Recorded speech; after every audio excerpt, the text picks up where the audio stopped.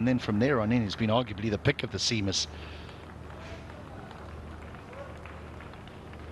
Our standing umpires, Sangha Jayasuriya and Deepal Gunawardena.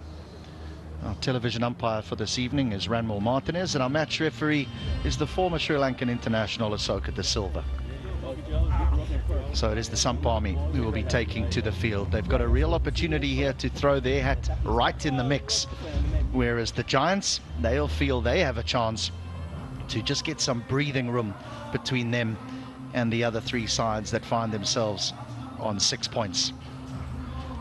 They were impressive, the Giants, yesterday, weren't they? Especially Shaun Marsh. Oh, he's been brilliant, Shaun Marsh. And they needed an effort like that because Giants weren't as convincing as they looked yesterday. But with that batting effort, I think that will give them a lot of confidence coming in here. From here, every game's going to be important because we do know just the top two teams going through. There are no...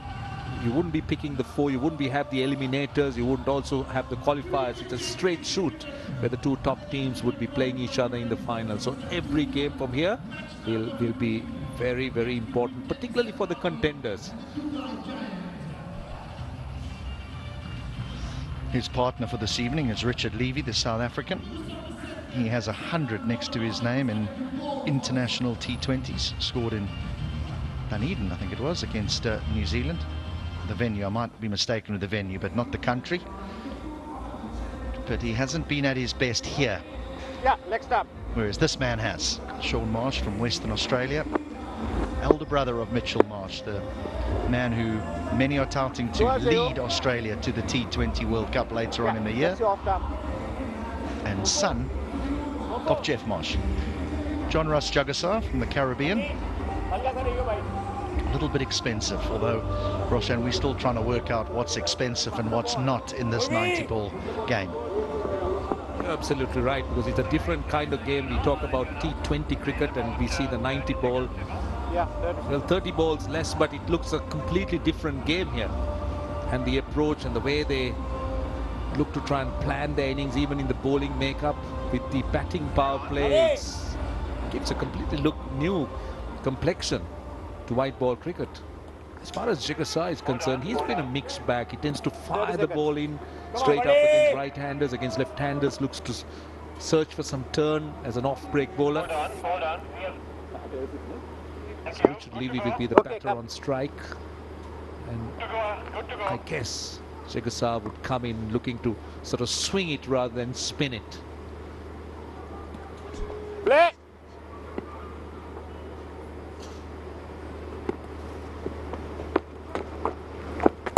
Easy. Levy's off the mark. Chagi. What is the right pace for spinners to bowl on here? I've always glanced over my left shoulder when I haven't been on air with you and had a look, and I see you gesticulating. He needs to bowl it slower or he needs to bowl it quicker. What's the right pace? See, Right arm over. we just don't have the kilometers, so we're not very sure exactly what the pace they're bowling at. But what we do know here is that every time, unless the pitch is responding, every time the spinners have looked to throw it up, the batters have just come down the wicket and taken them apart. So you've got to be bowling a little bit quicker, and the length to me is extremely important.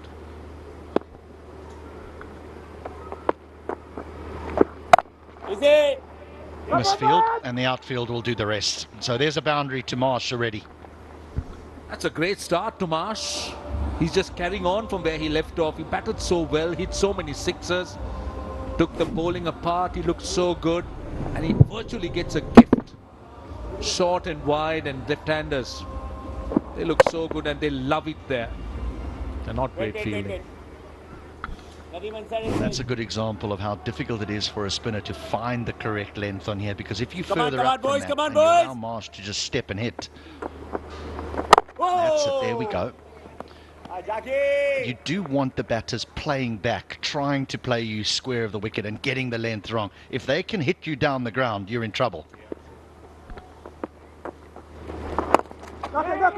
But when you provide that sort of pace and you get the line wrong, you're going to pay the price. Well, he's bowling at a difficult time. He's bowling during a power play, so he has very little protection. So you're right, he's just getting that angling down the leg side with short fine leg in the circle. It becomes a little bit too easy for Shaun Marsh, who's in very good nick, just rolling his wrists. Easy one, easy one. 79 or 41 deliveries in their previous game, Shaun Marsh. But gee, it was an innings of power. He was brutal on anything that was short. Yet some flat sixes over mid-wicket.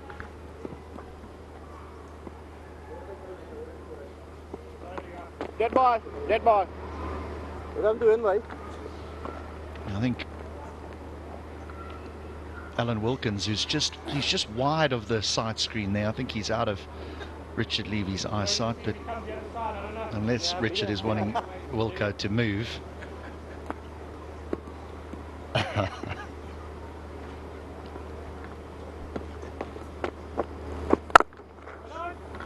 Lovely shot. It was a lovely shot. Shouldn't have got a run, but the shot deserved at least a single. So that's the end of the first 6 deliveries, 11 without loss.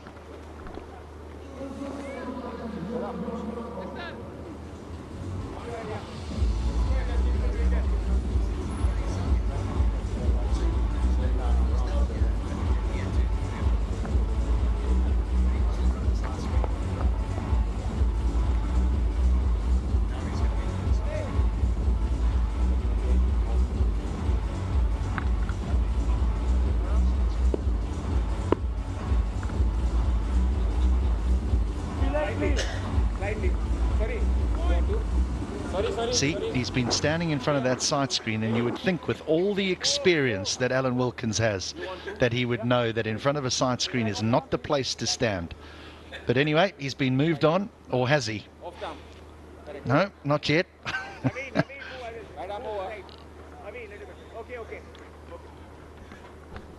He's just looking for a place to watch the game. He wants to soak in with that atmosphere. He's out there.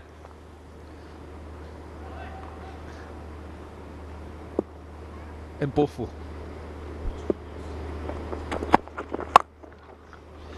Levy looks to go over cover and slices it away over third for 4. Tell you what, Kandy Samp Army wouldn't want Levy to get into form here because he's already got Marsh to contend with. He was looking to come down the pitch, got the width, got a thick outside edge. See, when you have that third inside the 30-yard circle, it just becomes a free hit. A work for Mpofu to do here, because he is the top wicket taker in the competition, Christopher Mpofu. He has 8 wickets to his name.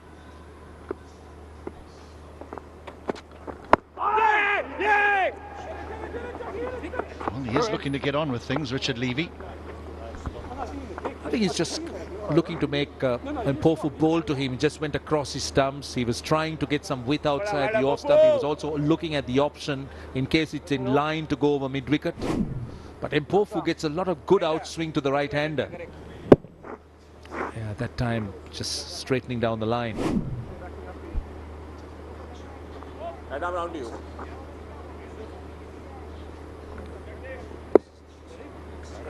Right, now Mpofu's coming around the wicket. Now this is the angle of attack that he employed against Ben Dunk earlier in the competition, and Dunk feasted on him.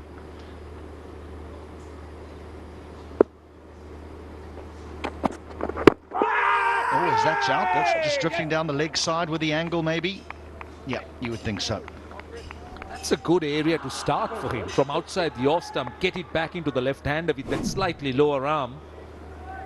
Just look at where he's starting outside the off stump, just coming into the left-hander. The mistake he did with Dunk was he was going straight. So he allowed Dunk to play those shots on the leg side. This is a much better angle. It restricts Marsh. 2 men on the boundary on the leg side. Glanced, so it'll just be a single. But his 70 was an innings of class. What was good about this innings was he played some really good cricket shots. It was not slogging, it was proper cricket shots. The good pulls, the lofts. 79 of 41. And anything short, he took on the spinners, not afraid to come down the pitch. And the slog, so that to me was the only kind of shot that didn't hit the middle of the bat, went off an under edge. It was a top quality knock. Come on, buddy.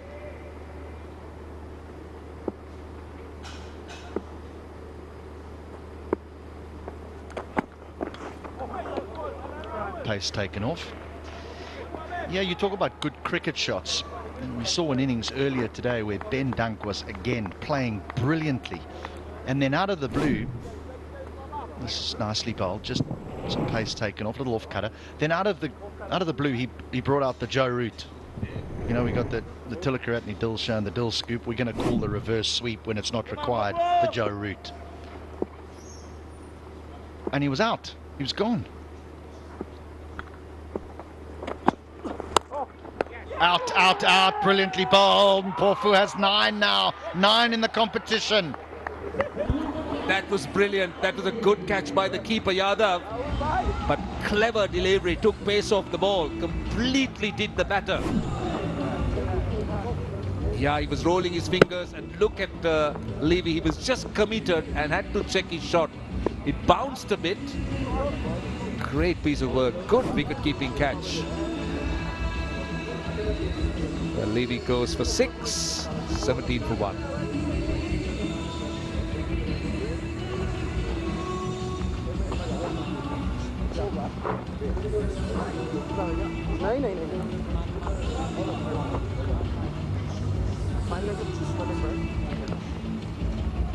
Really good. Third man, Tino. Deep square. Yeah.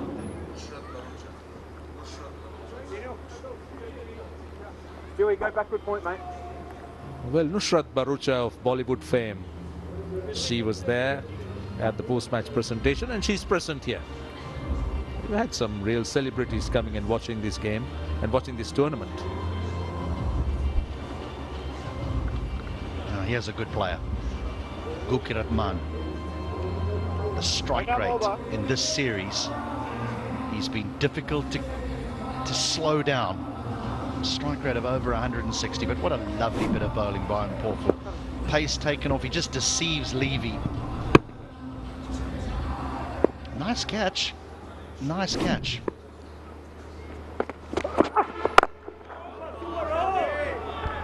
Always two-handed catches by keepers are special.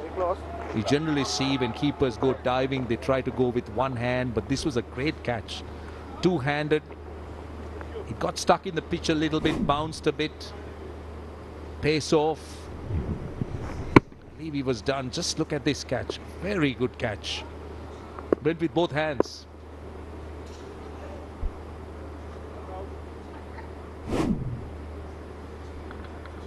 This is Shukla.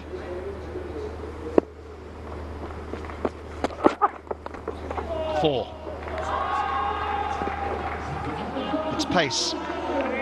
But with fine leg up, the angle's all wrong. He was definitely pacey. There is no doubt about it. There was a lot of pace and bounce there. But as you said, the line was wrong and short fine leg in the circle. So it becomes a little bit easy for the batter. But still, Marsh did well. Got it into the gap. Rode the bounce as well. That would have surprised him a bit. I don't know. I understand what you're saying here, Roshan, but this is a man brought up in Western Australia at the Wacker, arguably the fastest pitch in the world. He's used to facing short pitch bowling. He's used to facing quick bowling.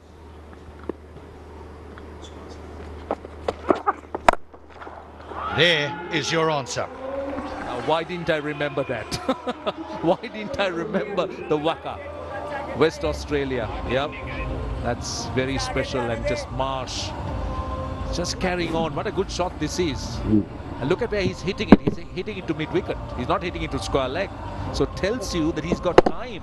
He's seen the ball early. This is brilliant batting. You may get him to miss time 1 or 2 over the course of your career as a bowler, but very seldom will Shaun Marsh miss out on something that short. The day he was born was the day he learned how to play the short pitch delivery.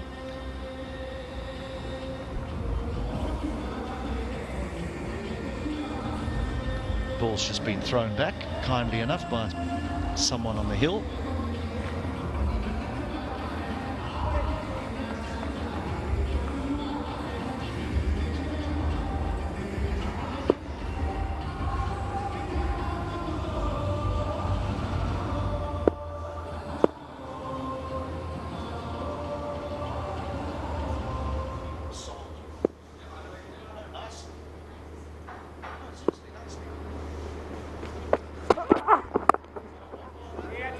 was guided away. This can be an important partnership. Gurpreet and Marsh, they look two very good batters for the Dubai Giants. Gurpreet in particular. Marsh is now starting to strike form, but Gurpreet from the word go has looked good. So they've got 11 of 4. That's pretty quick. A run rate of 10.5. Yeah, their partnership against Punjab was 82 from 46 deliveries. Marsh and Gurpreet. Just a reminder, the power play is the first 24 deliveries. That's where 2 men are allowed outside the ring, outside that 30-yard circle.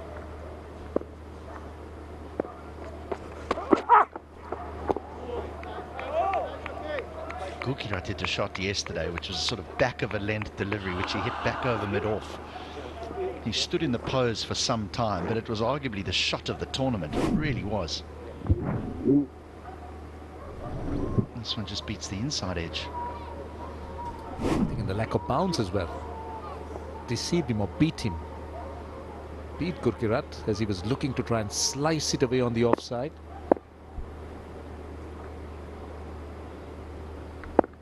$11 off the over already. Yeah, he's got a bit of heat behind it. He's bowling at a decent clip here. That's the end of 18 balls, 28 for 1.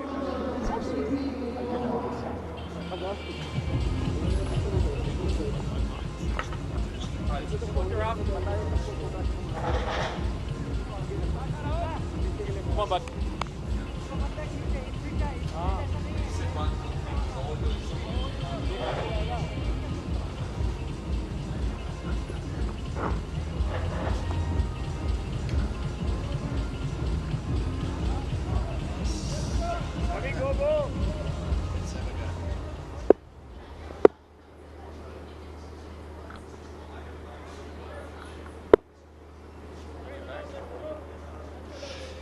So just the one casualty, Richard Levy, the South African, is gone, and the VIPs coming in to watch a good game of cricket here. Now this is Christopher Mpofu, the Zimbabwe quick, and a good contest. I really have enjoyed the way that Shaun Marsh, who comes from that wonderful Marsh dynasty in Perth, Western Australia, his last innings, 79 of 41 the last time we saw him bat, and he stood tall.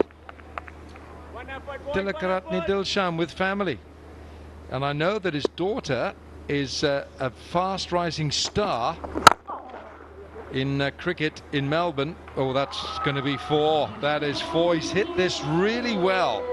Shaun Marsh with another boundary. Mpofu has been the most impressive bowler for them this campaign, angling it in. And as you say, Marsh yesterday, when he smashed that ball to all parts, tell you what, we haven't seen anyone hit the ball that hard in the entire tournament up until yesterday. Those drives, those pulls, absolutely smashed it. Yeah, no, he's a very powerful.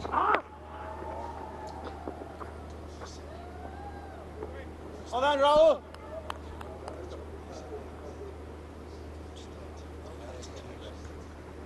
Yeah, Shaun Marsh and Christopher Mpofu, who knows that he's got a handful here in Shaun Marsh. This pitch is playing so well, it's coming on nicely to the bat. Mpofu does well when he comes round the wicket. He alters the line of attack from wide on the crease. You see how wide it is, and look how hard that's been hit as well. Whoa, that's gone at a rate of knots. The bones out of that one. Slightly over pitch. We talk how good he is against the short ball. Have a look at this one. That is one of the most audacious strokes we've seen all day. Not nearly a half volley at all, and he just hits it through extra. O'Brien didn't stop it. No, Kevin O'Brien's a decent fielder as well, but that's gone past him. And he guides this down, saved by Shukla.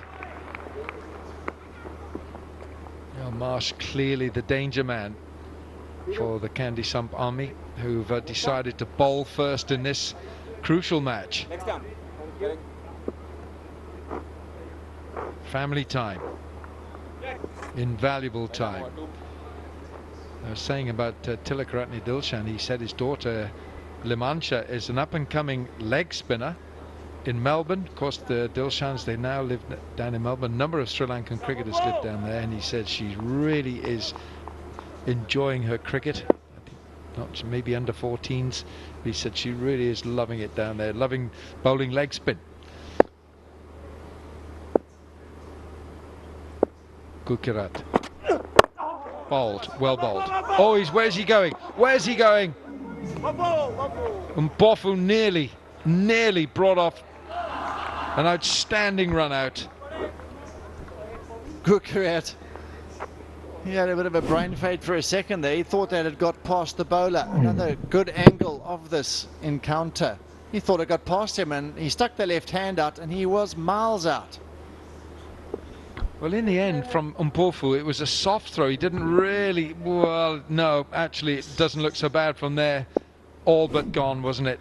All but gone. Leg side, picked up. How good is that from Gukirat? Oh, that is so good. 6 golden runs, 44 for 1 from the power play. It's done.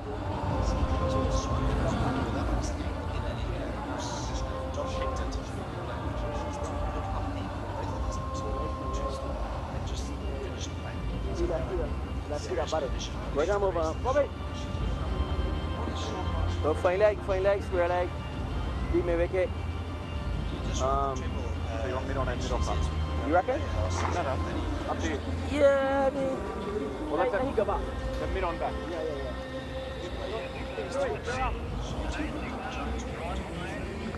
End of the power play, end of the bowling power play. And Shaun Marsh in imperious form once again.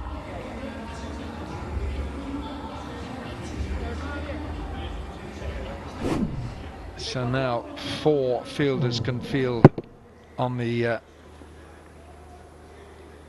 boundary. This was absolutely exquisite. Really is a class act. Gurpreet Singh. Now Tino Best. Here we go. He did have, and he has had, some great contests within the contest in this Legends Cricket Trophy. He just loves the currency of bowling fast. He'll have to have his A game against Shaun Marsh. Bowled, really well bowled. Real test for Best is going to be bowling to these two players who are arguably in the best form of all the batters we've seen in this tournament. They are right up there. Marsh off the runs. Uthappa as well, he's been in terrific form. You think of the players who've been in the runs. O'Brien last game really showing some consistency. Dilshan, he's been one of the most consistent players in this tournament as well.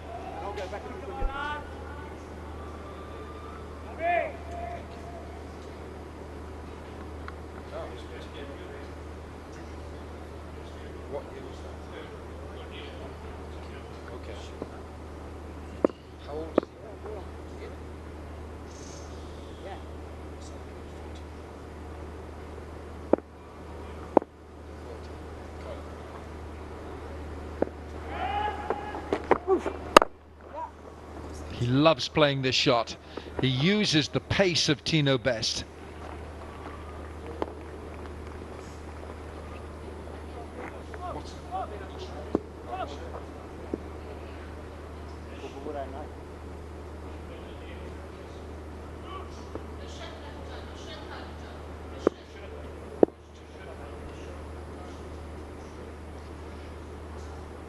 Now, Shaun Marsh, 38 test matches. He made his test debut here on this ground for Australia in 2011. 73 one-day internationals and 15 T20 internationals. How many on debut?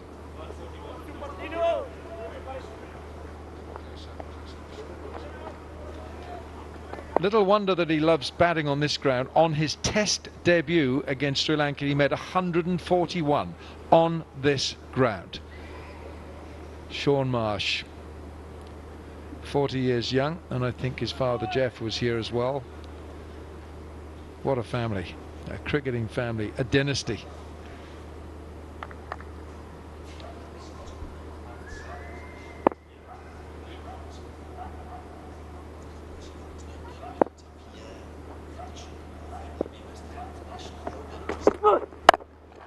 Uppish, just short. Yeah, Harbhajan Nadeem in that point position. It was uppish for a while. This is a keen contest. Tino Best knows he's got to beard his best. He spliced this one. There has been a little bit of extra bounce on this wicket today for the spinners as well. There's been a little bit of bounce, and he's saying, catch the ball, man. That's tough. That's tough. You've got to be an absolute specialist fielder in that position.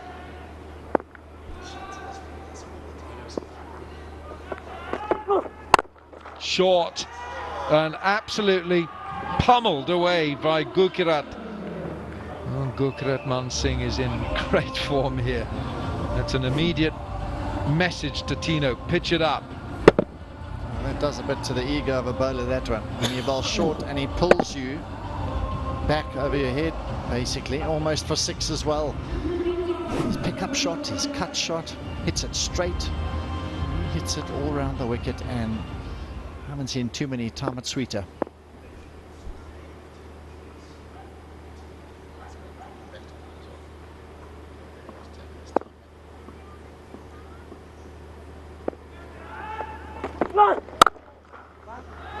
That is so good.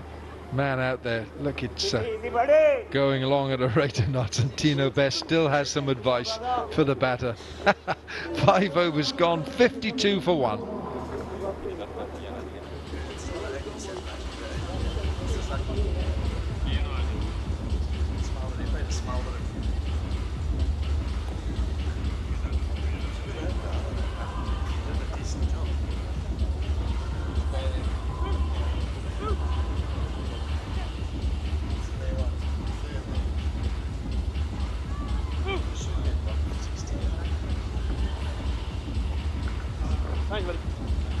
Richard Levy, the man who's gone. Since then, Marsh and Gurkirat Man Singh have put on 35 in 19. Still to come, Saurabh Tirari, Tissara Pereira, Dinesh Ramdin, Patirana, Samuel Badri's in the side tonight. There's no Harbhajan Singh, Surinder Lakmal, and Soyal, the left-arm pace bowler who was player of the match in the last match.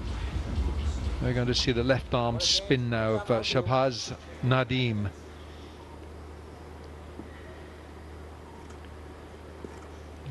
Gurkirat will know a lot about him. So 12 from 8, Gurkirat Man Singh for the Dubai Giants. Nabi.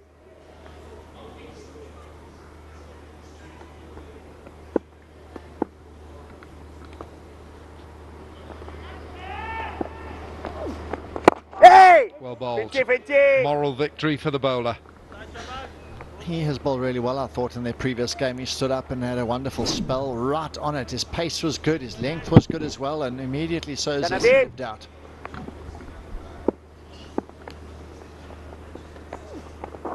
Easy. Taking a look for a second. Yes, baby. No.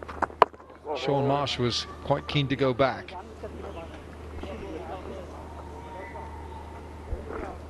This is a moment where the matchup could suit Marsh, left-arm orthodox spinner, to him.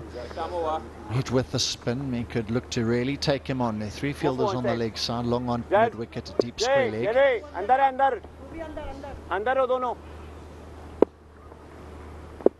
think they need to stand some 15 yards outside that boundary. All right, that's your long on coming in. Oh no, that's poor. Oh dear, that is just not good enough. John Russ Jagasar is the fielder out there. Got to stop those. Immediately, Nadeem going for the arm ball. Marsh was eyeing out that gap wide of long on, a huge gap. To this point here, he thought he had it covered, and he got down there just a little bit late. Easy.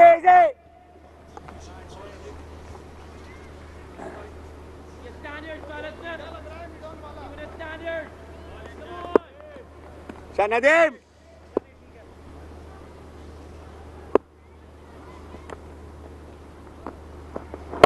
Easy one. Superb, Nadim. Superb. Yeah, Sean Marsh is quite capable of just measuring this innings. Just quite happy, content to knock the singles around here. He knows he's got the firepower. He knows he's got that in store for when it's needed.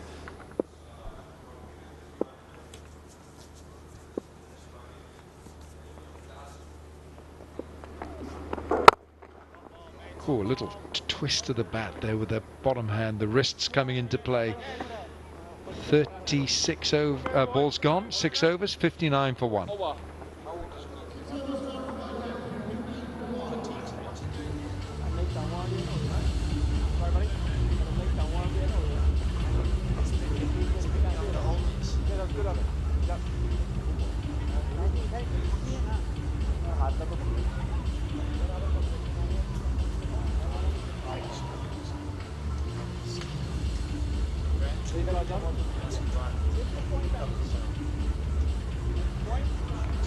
Back? Yeah. I'm ready to find it. It's on like 38. Right there. Right arm over. 59 for 1, the Dubai Giants from 6 overs, 36 balls. Just a reminder that this is a 15-over contest, 15 per innings, 90 balls. It's not a T20 tournament, so the cricketers have to recalibrate. This is the 33-year-old Gurpreet Man Singh, hardly well, he is a legend in the sense that he's played some glittering cricket, but I just thought he might have been a little older than that, but he's lighting up this ground. Now Navin Stewart from Trinidad and Tobago. Stewart is on. Gurpreet Singh is on strike.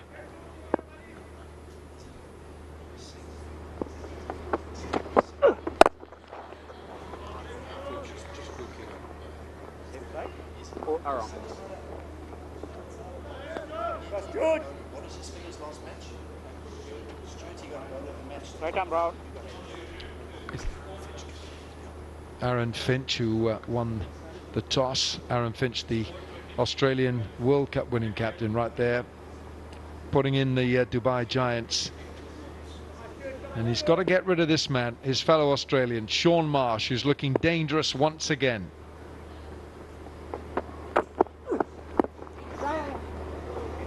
And Navin Stewart is lucky with that. He's got away with that. Just seems to be struggling through the crease a little bit at the moment. His arms just got a bit lower. There's a lot of bowlers in their older years, their arm just gets a little bit lower. And obviously the freedom of movement, the full range of movement isn't always there after all years of toiling away in the sun around the world in all the formats. So he's in there and he's over the wicket now to Gurpreet.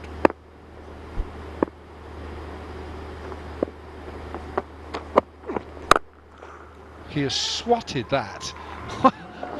Who saw that going leg side? He shaped up for a cover drive and then just changed direction with a last minute flick. That was baseball. Quite a bit of baseball about that one. Front foot and then whop it. Off you go. Almost like a flat sweep shot standing up. An interesting area, and you couldn't have timed it better. No, absolute in total control, Gurpreet.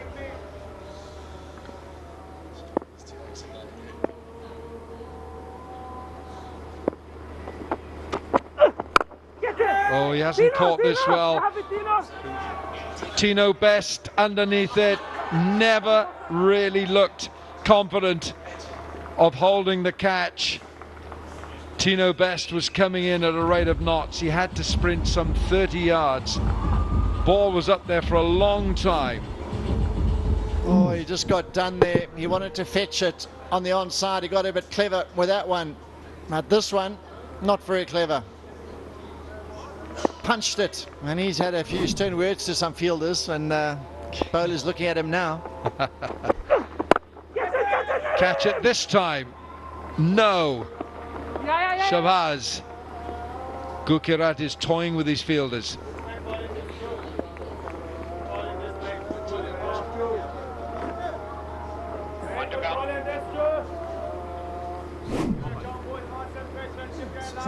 Well, this was always running away from Shahbaz. Yeah, that was never a catch. No. But Tino Best, the problem here, his hands were too low. His hands had to be higher. Oh, he's done it again. He's done it again. Where's it gone this time?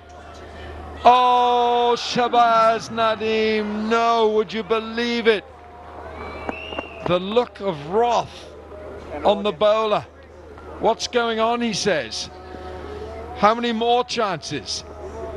End of the over, 70 for 1.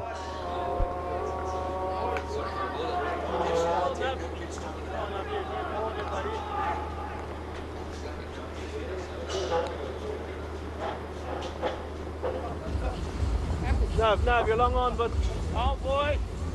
There's the day.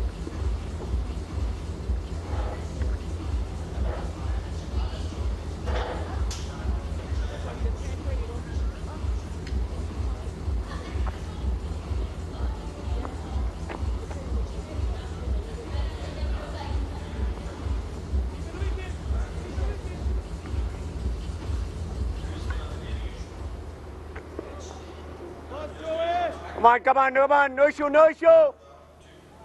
Yeah.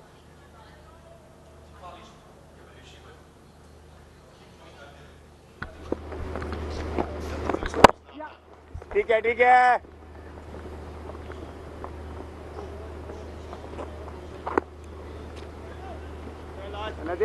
Got a serious case of the dropsies here at the moment for the Samp Army. Come on, lads. Under. No issue.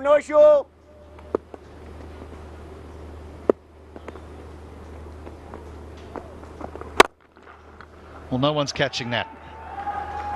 1 bounce and 4 for Marsh. Kandy Samp Army.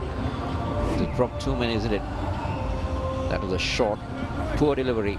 And Sean Marsh comfortably puts that one away. Picks his spot very well. Come on, Nadeem.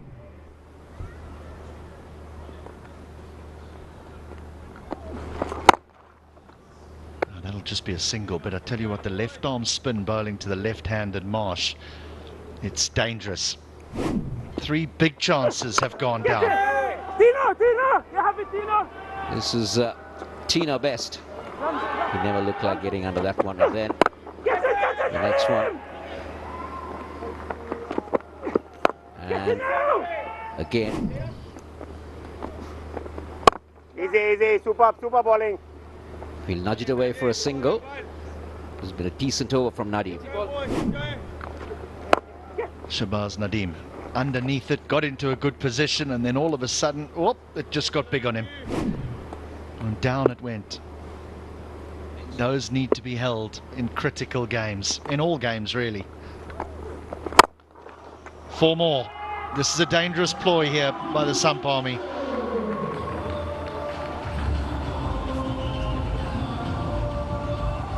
Well, Aaron Finch running the left arm against Sean Marsh. He's always a comfort when that ball is turning into him. He's not afraid to go across.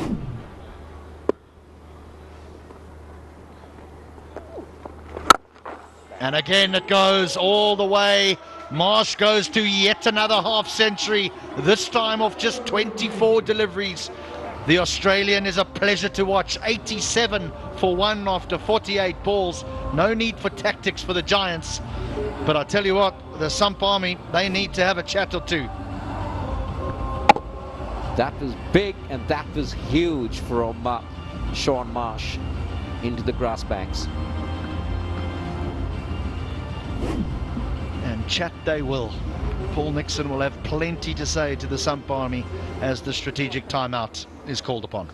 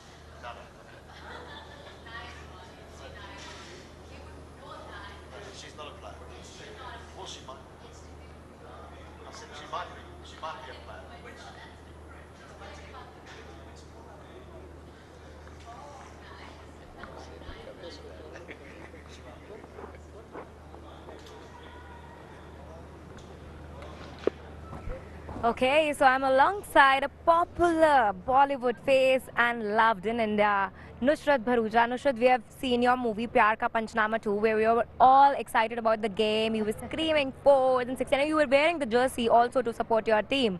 We've seen your excitement about the game. Tell us, are you excited to watch this one at the Legends Cricket Trophy? So I'm nothing like I was in that movie. I watch a lot of cricket. I'm a huge cricket fan. I watch matches not just for those few overs जहाँ चौके छक्के पड़ते हैं या wicket जाती है. I watch all overs from start to end. I'm a huge cricket fan and this is my first time actually on a live stadium watching a match. So I'm super excited. मैंने चौके भी देखे, मैंने छक्के भी देखे, मैंने wicket भी देखी. सब देख लिया मैंने. Yes, and I saw all of that while you were sitting there at the stands. And आपका वो चौका छक्का moment हुआ अभी तक? ना वो छोड़ चुकी मैं. Okay, so tell me one thing. Who's your favorite cricketer over here? Since this is Legends Cricket Trophy, all the legends are playing over here. Your favorite one? All three of them. Yeah, I don't think I can pick. I'm such a cricket fan, and I've watched them play so much cricket in so many matches.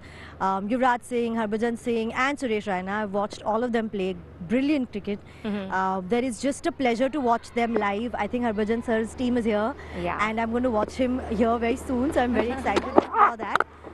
But it's amazing. It's amazing to be in a live stadium with the cricket right behind you. Yes, tell me about your time in Kandy. Do you like Kandy? Oh, it's beautiful. You've been here before? This is my first time in Kandy. Okay. I've come to Sri Lanka before. But it's beautiful, the drive here. I open my room window and there's like green, just trees. It's very, very beautiful. It's very, very Everything pretty. at one place, the mountains, the lakes, the chilly weather. It's very nice. I'm having a really good time. All right, I hope you enjoy the match. And let's get back to the action. I'll throw to the comms. Thank you. Thank you. Yep, very right. Beautiful part of the world here in Sri Lanka, Kandy, with the hills and the forests, and Gukiratman on 28 of 20. Another opportunity, and this time it's held. Jonathan Fu on the deep mid-wicket boundary. Definitely a relief for the Dubai Giants. Shukla the bowler. Gurkirat trying to go over mid-wicket, but not getting enough bat on that. And Jonathan Fu holds on to a comfortable catch in the deep. So Gurkirat Man goes for 28. It's 89 for 2.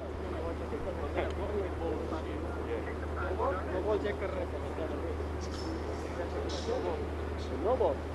No, just take it. He's very tight. You know. Actually, he's a cricket player. Listen, very tight. Tight or not like cricket player. Being a PN or not like cricket player, brother. I serious, brother. Like man. Good. Come on. Like cricket player. That good. Are we still on air? Right here is a ball. Oh, there's nothing wrong with that. And he's got his heel behind the line, so that's a legitimate delivery and the end of Gukiratman. But Saurabh Tiwari has been in wonderful form. 116 runs, a best of 52, but you always got to look at those strike rates, that column, and that is very impressive. 165, so he can do some damage. I know you said it was a comfortable catch, Kosala, but nothing's looked comfortable this evening for them in the field. He took it pretty low, but I feel that he was in control all the time. Tino Best is definitely a relief man. There's a few. Shahbaz Nadeem as well. But they've finally seen the back of them. The problem now is that the non-strikers in Marsh is 52 from 24 deliveries.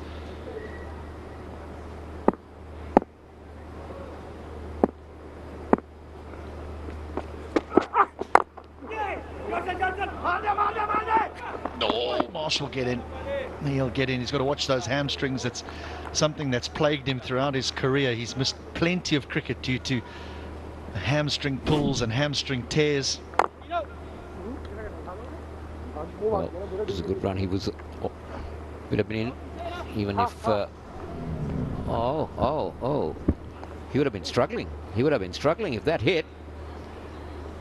Good effort from Shukla. This lad generates a fair amount of pace and bounce.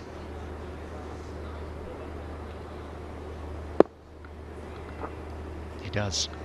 He tested Marsh with a couple of short ones in his first 6 deliveries and went the distance.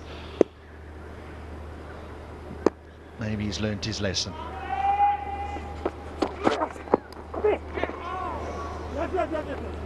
Just grazed a pad and they'll trot through for a leg by. Yep.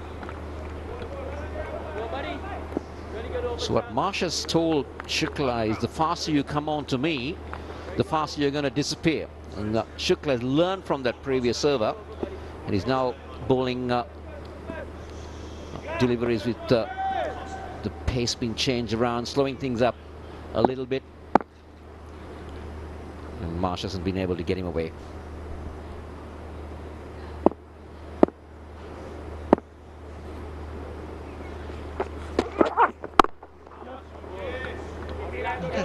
That's a nice single.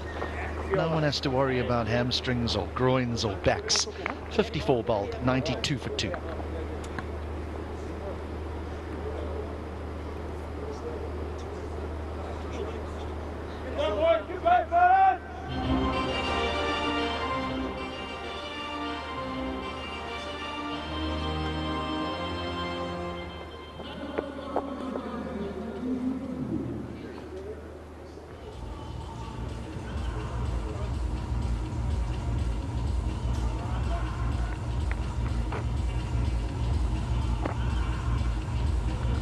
Couple of sizable overs for the Giants, and they're nicely positioned here, 2 down.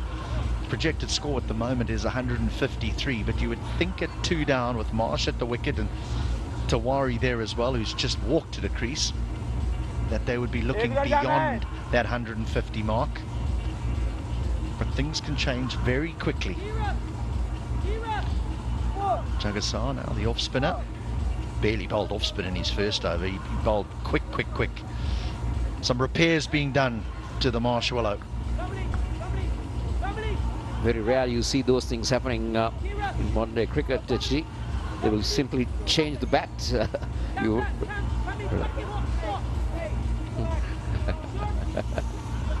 92 for 2.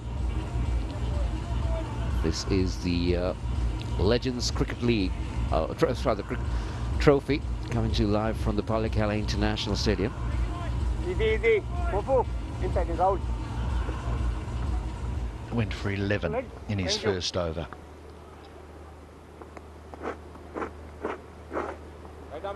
Nadeem Shabazz bowled 12 deliveries, went for 24, and you can understand why he's been hooked off here, because the left arm spinner bowling to 2 left-handers is just asking for trouble, and so an off spinner's brought on.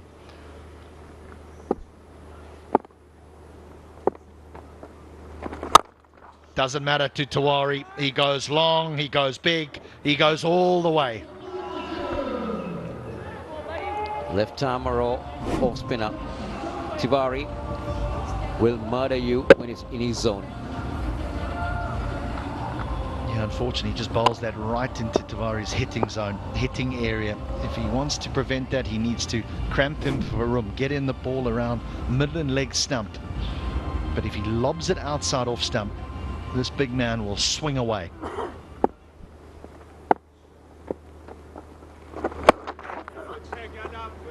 And that's understandable. You understand why that happens. It's a wide, but he really fired that one in. I like the ploy that he's going round the wicket, coming between the stumps. He's trying to create that angle.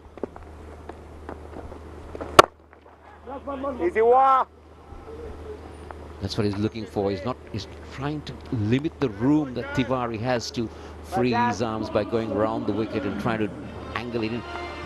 Not more angle it, he's trying to dart it in rather than spin it in.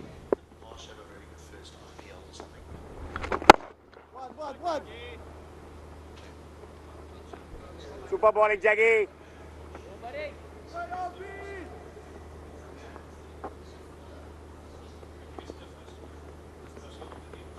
Jaggi.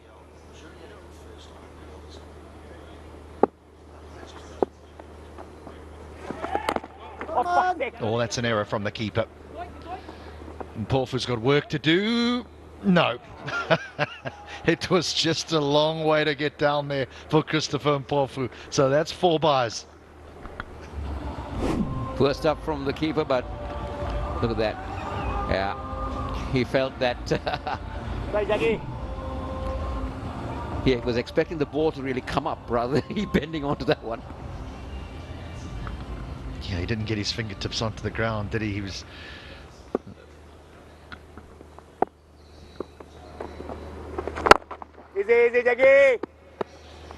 6 off the first ball, 4 byes as well. There's already 14 from this over.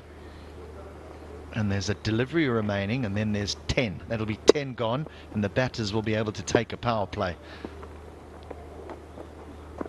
Yeah! Oh, yes! His last delivery, he gets rid of Marsh. The Samp Army will believe they've got an opportunity here to strangle the Giants. Marsh trying to go over mid-wicket, but never got in line, and that is what Jagesa was trying with that angle that he was creating. Shaun Marsh departs for 53 off 27. It's 106 for 3. I was just saying that you want the best guesses in your spot, so yeah, so no point in doing that. I just go and move hot spot. Same field, get off up. Yeah, and the 1, 2, 3, 4. Right, yeah.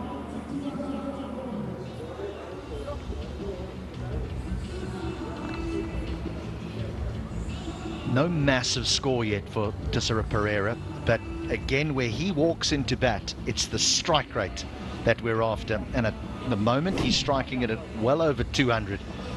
It's a big wicket for Kandy, getting rid of Marsh. It was a good innings from the Western Australian. But again, now 2 left-handers at the crease. Now the reintroduction of Tino Best. We're just talking about Tissera Pereira, though. This is his role. Comes in, 5 overs remaining.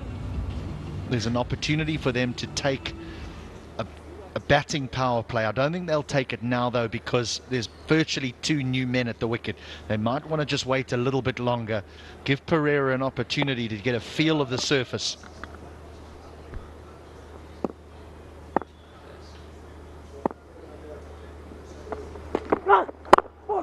Bowled.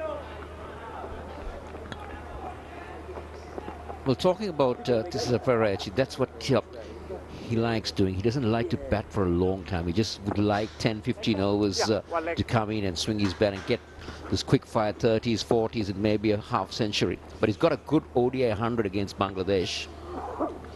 Well, if he likes to face 10 or 15 overs, he's going to have to open the batting in this format, because that's all he gets.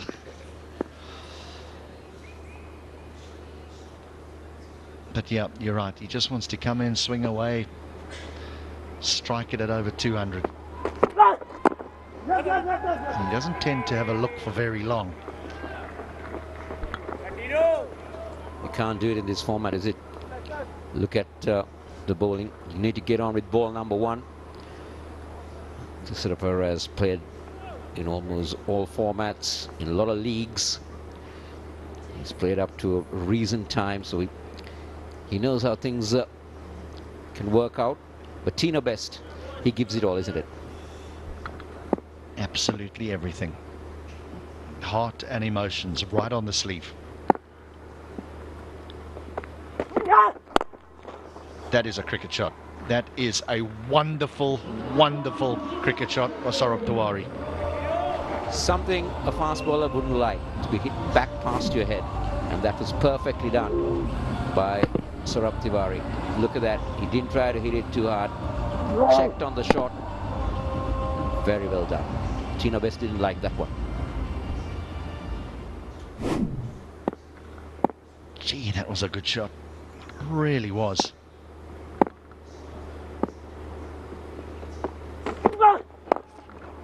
Now goes round the corner, and Best is going the distance here.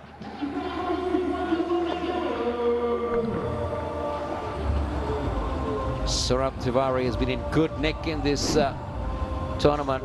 You just can't against him. He will work you around, and he's used the pace of Tino Best on that occasion to get that boundary. The one thing that the Samp Army will be thinking about is that chasing under lights here in the night game has been a little bit easier, because the dew that forms on the outfield can sometimes make it a little bit tricky for the bowlers to grip the ball, and so chasing has been the way to go. However, if you continue to make mistakes like that, you're going to have to chase extremely well, because you're going to chase a lot. Tino Best is not a happy man, but we'll have, oh, that's poor fielding. The Kandy Samp Army fielding has been pretty bad this evening. They've dropped a couple of catches and a couple of misfields, and this will hurt them as the game goes on. Last one.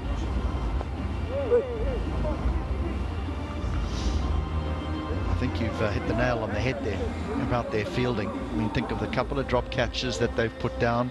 There's been more than one misfield. It's been pretty untidy. It's an area of the game that they can improve on if they're going to progress. That was, for me, the shot of the day. Just helped that around the corner. And then Mpofu says, oopsie, sorry about that. And Best has gone for 14.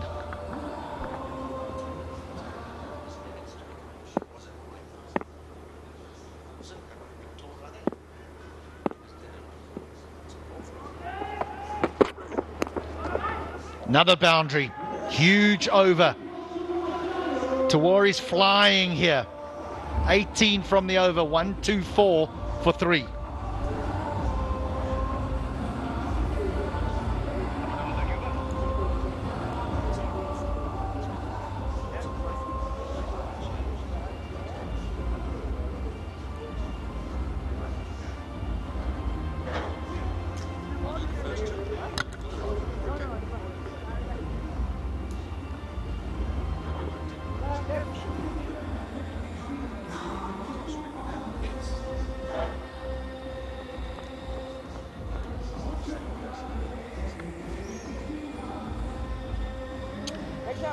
Four overs to go, 24 deliveries, and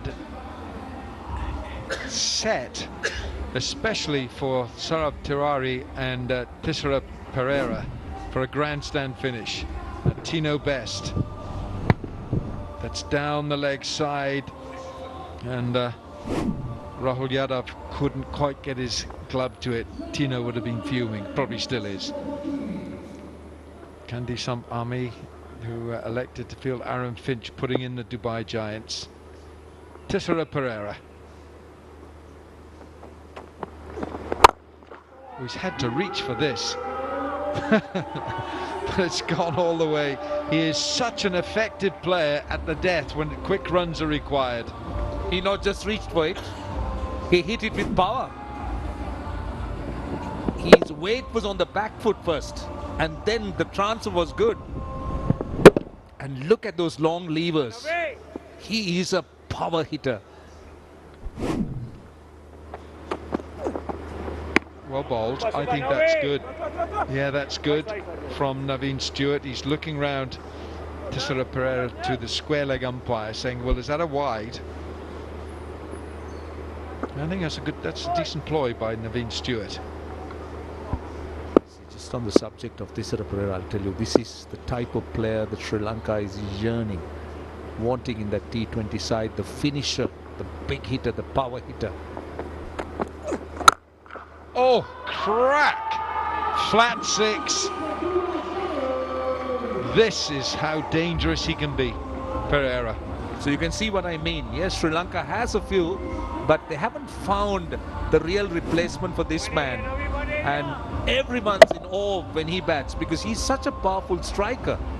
Not at this pace. They'll never frighten him at this pace. Short, he'll pull, he'll go over long off, he'll go to mid-wicket.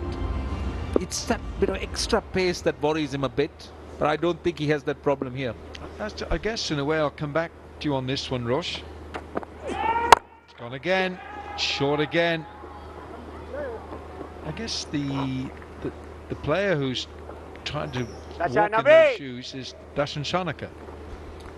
Yeah, he's tried hard, but I think he still has a little bit of a way to go to try and match up with this kind of batting. Darshan Shanaka is very good. We've seen glimpses, but Thisara has been the more consistent article. Tiwari. Easy.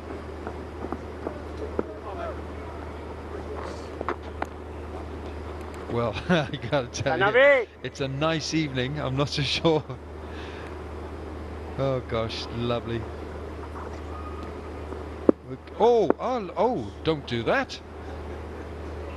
Oh. But I've got the water. Again, it's been brutalized. That is another hard hit boundary for Thisara Pereira. 72 balls gone, 142 for 3.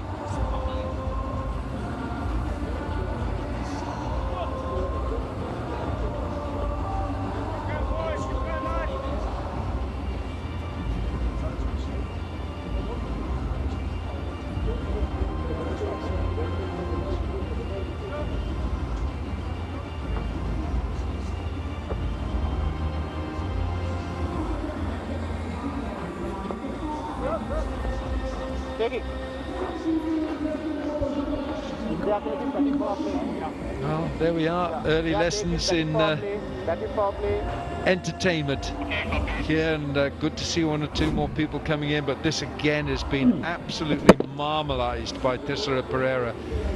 He leaves nothing behind. There's nothing left. The way he hits a golf ball and a cricket ball. Batting power play now.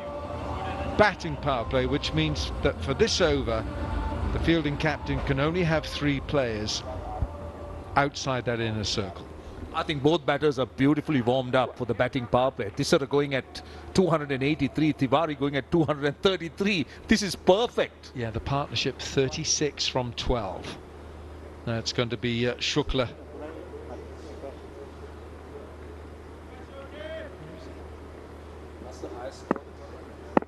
Rahul Shukla runs in quick, bowls fast.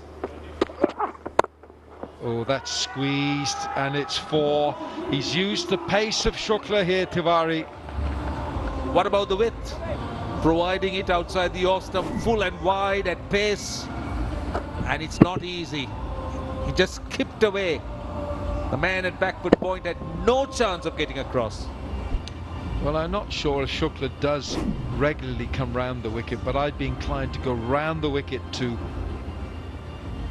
Tiwari, try and stop him from using those arms, because he'll, if it's going to be wide, you see, look how he's got the grip on the bat. He's got quite a bit of bat handle, you see.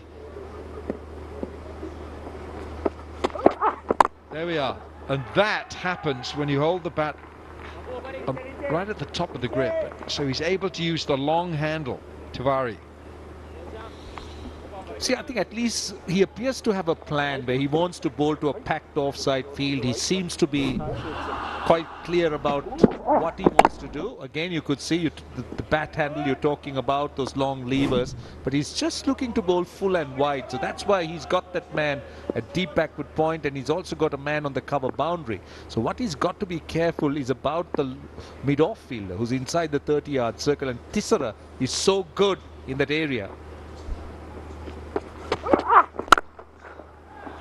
Oh, God, he has crunched this. Keep your eyes on Thisara Pereira. You cannot take your eye off him for a moment. He is playing with these bowlers right now. This has been absolutely crunched. See, you can't afford to err in your line or length, especially with just 3 fielders. So it's a tight line, it's a tough over. So just marginally off line, and look at the result. You can't set a field for shots like this. The 150 comes up. It's 151 for 3. They're loving it. Look at their smiles. They're having a great time. Full toss. Everyone's under pressure. Jonathan Fu, the fielder. They're moving rapidly here. Wilco 11 of 4. Partnership 47 of 16. The run rate is now over 12 runs and over. And we're talking about just 76 balls. They're left with 14 more. And already there are 18 fours and 6 sixes and just 16 dots. Well, Tiwari is 33 from 14. Tissera is 23 from 8. Squeezes this one again. Oh, well fielded. Well, that might have hurt Shahbaz Nadeem. That ball was really flying off the bat, and I'm not sure that's got him in the hand. It could be the wrist here. That would have stung him because Tissera Pereira dug it out, and I know he carries a pretty heavy bat, and yeah, he's in some sort of discomfort for sure. The wrist or the thumb. He did well. I think it's the wrist, but he did really well to stop it. And yeah, he's in trouble. He's just going off the field. You have to get some ice on that very quickly. So replacement fielder for Shahbaz Nadeem. And who's in the firing line now? Anyone in that point position there in the inner ring is in the firing line, especially with Shukla bowling wide and full.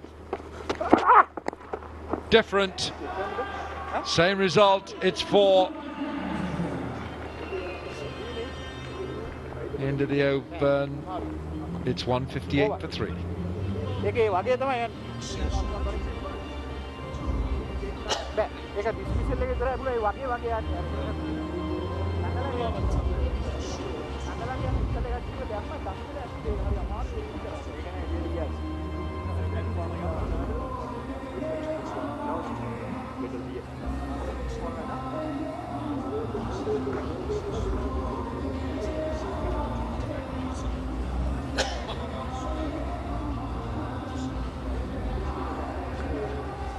A couple of very tall Manhattans right there towards the end of this first innings.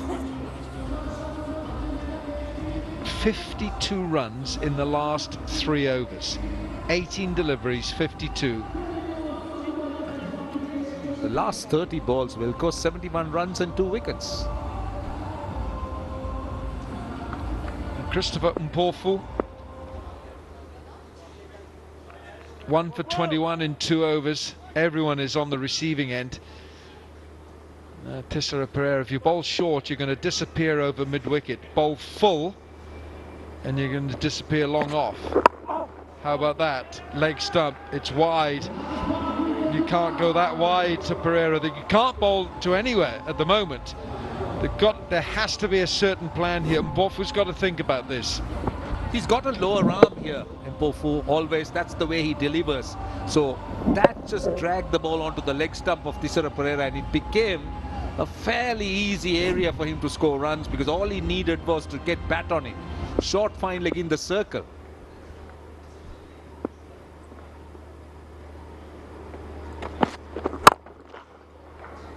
Could be out.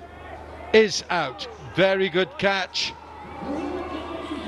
Looks like Naveen Stewart has taken a good catch, and they'll be glad to see the back of Tissera Pereira. I think he's done enough damage here, Tissera Pereira. Again, no feet movement, it's just the bat. And taken in the deep. Good catch in the midriff. But he's done enough damage. He's striking at 254, out for 28 of 11 balls. And now the Dubai Giants, with 10 balls to go, are 162 for 4.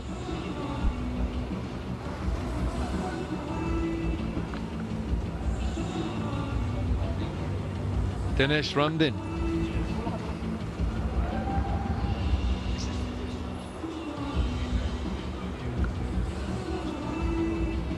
It's only the second time that Dinesh Ramdin, who's had a glittering career with West Indies, has batted in this tournament. But 162 for 4. This is the end of Tissera Pereira. As you say, Roshan, no foot movement. He played it from the back of the crease. And Naveen Stewart with the appropriate celebration. but a fine innings. He went for 28 from 11. So 10 balls to go here. 10 to complete the innings. It's already looking daunting. And I think that Dinesh Ramdin would be quite happy to give Tiwari the strike. See, that should be the sensible way as far as Ramdin's concerned. He shouldn't be looking for those glorious shots. Just knock it into gaps. Get this man on strike, Tiwari. Striking at 246. 37 of 15. He's hit 6 fours and a 6. He's in a lot of pain there. He is in a lot of pain because he did take a stinging blow on his wrist. That's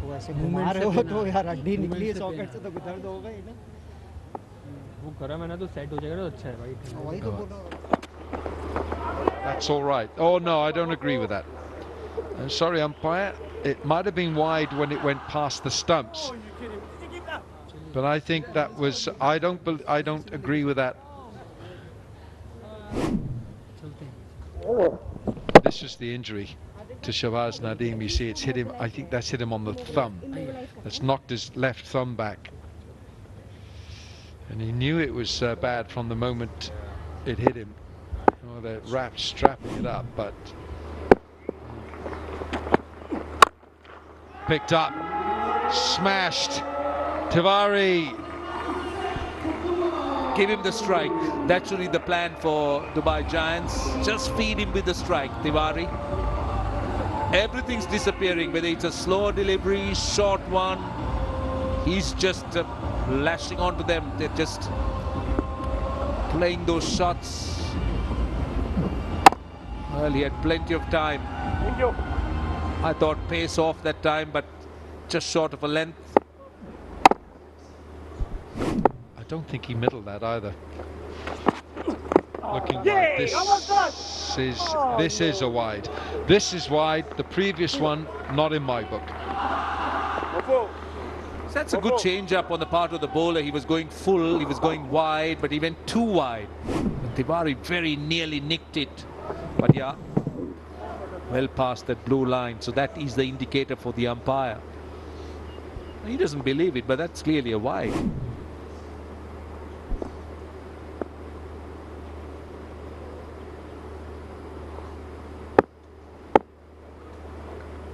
Eight balls still to go. That's good. That's good from Mpofu. He's appealing for everything that's going past the bat because very little has gone past the bat. He's conceded 13 runs here and one more ball to go. That's another very slinging kind of action. So important, the release point for bowlers like this. You need to master that. We've seen a real master in Lasith Malinga, who has that wrist really behind the ball. Last ball.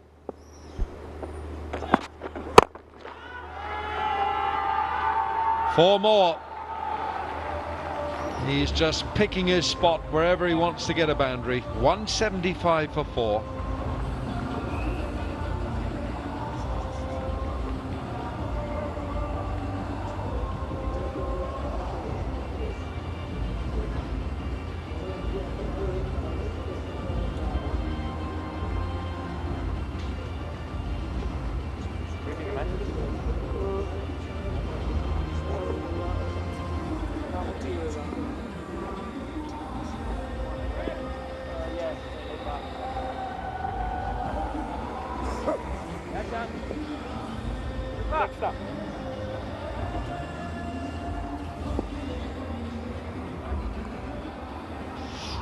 So the last over, the last 6 balls. Everyone's having a good time in the stands, and Saurabh Tiwari is having a good time out in the middle. This is the last ball. This time Tiwari thinks, okay, I'll put you down long on for 4. It's been painful for the bowlers. Tiwari is striking at 261. Dinesh Ramdin is on strike. I think he'll be quite happy to nudge this down and anywhere to get Tiwari on strike. Last 6 balls of the innings.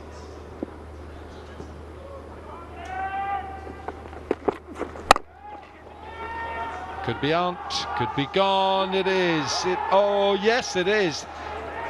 I think that's Mpofu down there.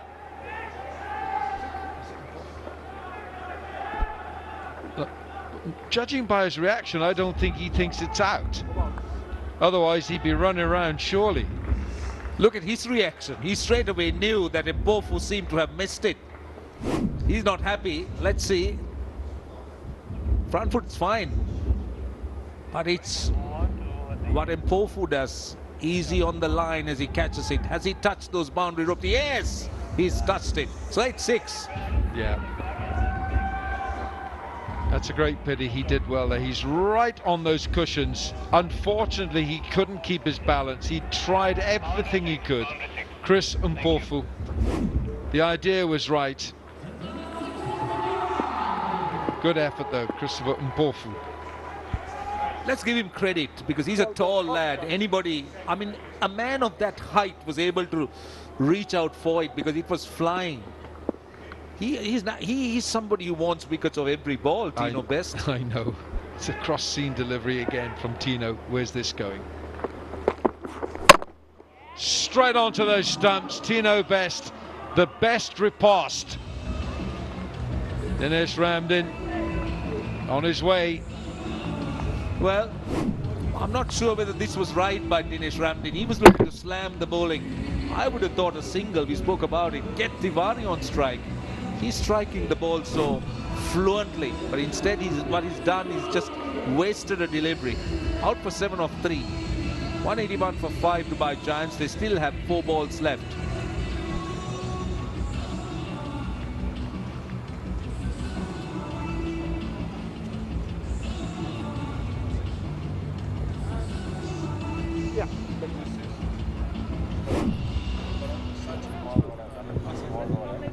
Straight onto the middle and off. So Tino Best picks up his first wicket, and this is Amit Verma. Amit Verma, who's the left-handed bat. He's only got 4 balls to contend with, but I'm sure he'd rather get Saurabh Tiwari on strike. Here's Tino Best. Leg side, reload. Tino, that's another ball you got to bowl.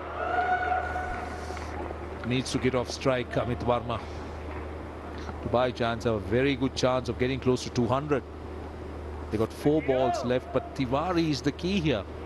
7 fours and 2 sixes, Wilco. It's been amazing. Yeah, it's been a defining innings, this, for Saurabh Tiwari.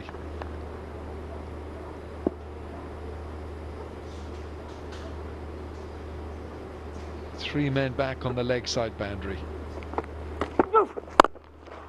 Here's one of them. Here's one of them, and it's gone. Shukla takes the catch. Tino doesn't celebrate too much this time, but it's another wicket for the West Indian. Tell you what, they got enough runs on the board, no doubt, but they're losing the plot in the last over. Completely losing the plot. They're just trying to hit themselves, trying to get sixes and fours when they should be looking to get Tiwari back on strike. But that's the man who's been doing all the damage with the bat in hand. Amit Verma out for naught of the very first ball, 182 for 6.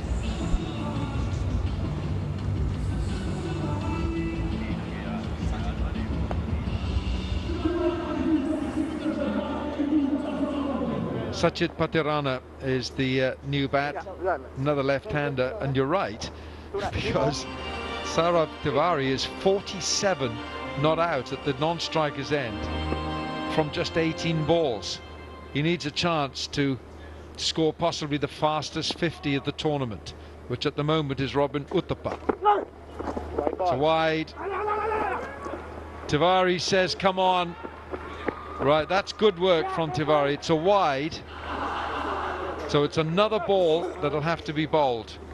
See, this is great understanding. This is real great awareness. This is what the Dubai Giants should have tried from ball 1 in this over. Yes, Ramdin did get a 6, but his intention should have been to do this.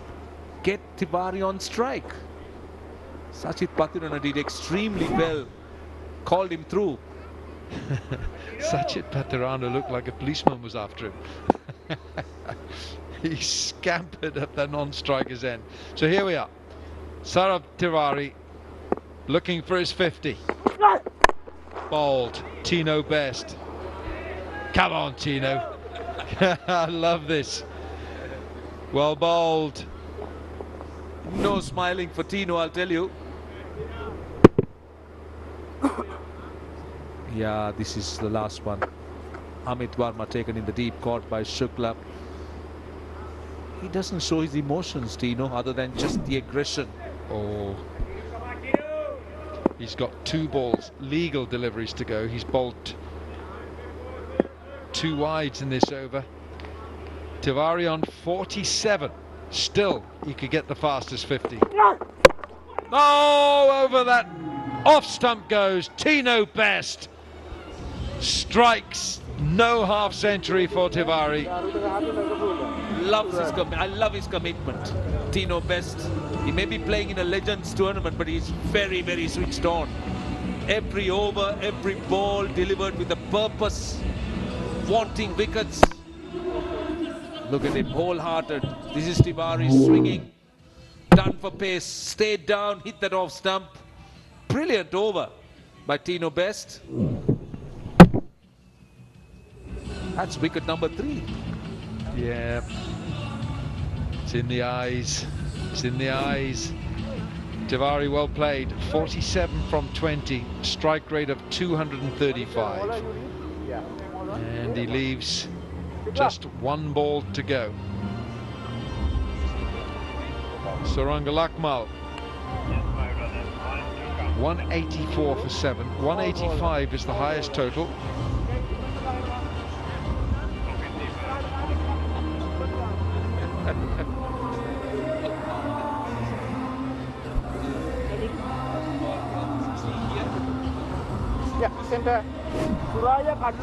Saurabh Tiwari was looking square here. Perhaps if he'd looked at long on, he would have made connection with the ball. Right, here we go. Last ball of the innings. Lakmal on strike. Suranga Lakmal, away she goes. 6 big ones. I don't think Tino Best will take it well. I don't think he likes it. Suranga Lakmal, he's just had 2 wickets. He's just bowled Tiwari. And look at his response. That is an absolute slap. Oh, Tino. 3 for 40. He was looking for 4 for 34. And Suranga Lakmal with a mighty wallop. Oh, yes. Tino gave it his best. And the Dubai Giants have just posted the highest total of the tournament. 190 for 7. It's a dominating effort, no doubt. Marsh gave them the ideal start, 53 of 27. Kurkarat, 28 of 21. But just look at Tiwari and Tisara, 47 of 20 and 28 of 11. That was the impetus, that was the stand that got them to that 190 for 7 of just 90 balls. Yeah, 1 or 2 bowlers took some punishment here. Jagasar, though, 12 balls for 21. 2 for 38 for Mpofu. 1 for 31 for Shukla. Tino Best, 3 for 40 from his 3 overs. Nadeem, no wickets, and Navin Stewart, none for 28 in 12.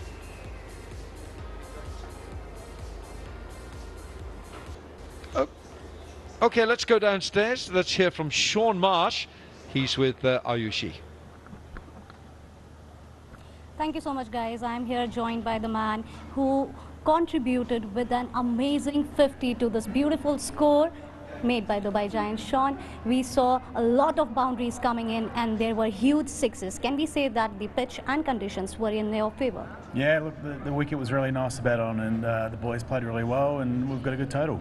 Can we say that you finished in style with a huge 6, but then if your middle order would have played as good as top order, you could have managed to have 200 plus score on the table?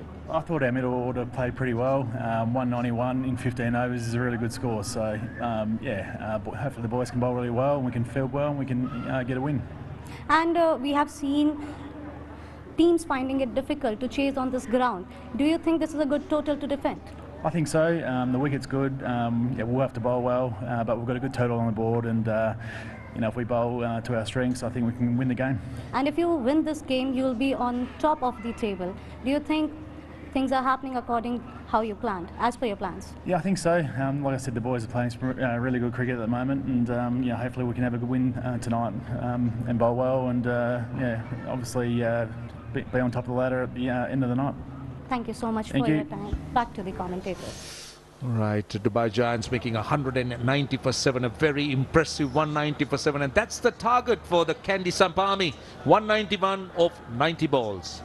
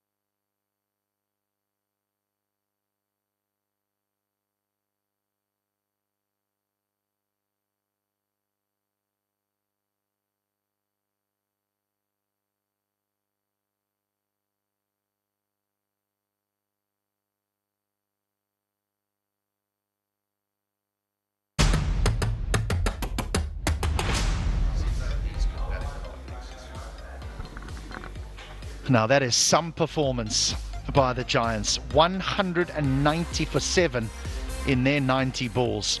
Brilliant knock from Marsh. Gujarat, well, his contribution was a valuable one. Saurabh Tiwari, 47 in just 20 balls, and let's not forget the Sri Lankan Thassara Pereira's 28 off 11. That is the complete batting innings from the Dubai Giants. So this side is power packed. An in-form Marsh from the previous match kept on going. He started off brightly. Pofu continued his good form as well. That was Levy caught behind with a slow ball, well deceived, and a good sharp catch. And Marsh with a short ball, with a full ball. You cannot bowl to him in this sort of form. Gujarat as well, another entertaining innings from him. He imposed himself, got himself in. A bit of poor fielding as well by Samp along the way, let themselves down with some poor ground fielding, as well as some poor catching as well throughout the innings. Tino Best put him down. Shortly afterwards, Nadeem as well almost got the opportunity. Third time in the over, and this time he didn't really look like holding on to that one. The minute it went up in the air, and the bowler not pleased, understandably so. Marsh, lovely innings from him today, half century, 27 balls. Good catch. Gujarat, 28 he got. Just when he looked dangerous, Marsh as well got deceived. Really good delivery to Tiwari. He entered the fray. He walks to the wicket, boundaries start flowing. In terrific form. I'll tell you what, that was about head high all the way. Tisara Pereira then as well joined the party. And really, this batting unit just walks in and smashes it. That was Pereira caught in the boundary. They best picked up 3 wickets in his last over. He went the distance today. Another one deep, caught by Shukla. Amit, the batsman, and Tiwari. Unfortunately, we were hoping for the quickest half century in the competition, but he fell 3 runs short. Lakmal came in at the end and has a smile and hit a 6. 6 on a smile, off he walks. The highest total during this season number 2 of Legends Cricket Trophy, over going past the New York Superstar strikers by 5 runs. That if Tiwari had more of the strike to the back end, 200 was really on, but that is a very, very impressive innings from the Giants, and it's going to take some chasing.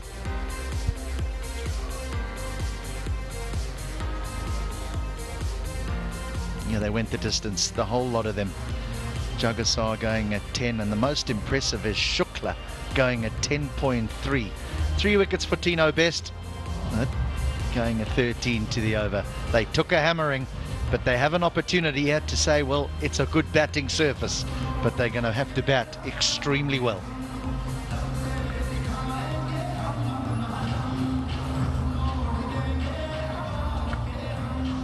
That's what they have to do. The 2 men marching out to the centre.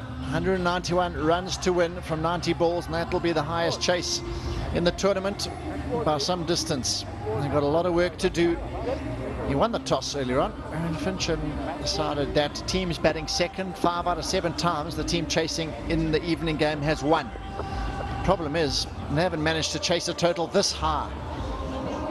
And they've put all their eggs in the basket in the opening pair. These are their 2 biggest names in this batting lineup for me. And O'Brien's had some form. Good strike rate, half century, not out in the previous game where they really put in a good effort to chase down. They've got a decent bowling attack to face up to here. It's not going to be an easy challenge this, but they've got to get a big power play under their belt. 11 to the over. You know, not many bowlers going at under 10 these days towards the second half of the competition. Yeah, in their previous game, it was Jonathan Fu that walked out to open the innings and then was abruptly sent off the ground by the umpires because he had spent 7 minutes off the ground at the end of their fielding innings. And so O'Brien came in, opened the batting, got 50, and now he's at the top permanently, you would think. Here's Lakmal. Immediately off the mark. Finch and O'Brien will have a look for just a couple of deliveries, and then you rightly point out, John, if they're going to win this, there needs to be big contributions from these 2, not a 30 or 40. You almost think that they've both got to register 60s and 70s here for them to get even close.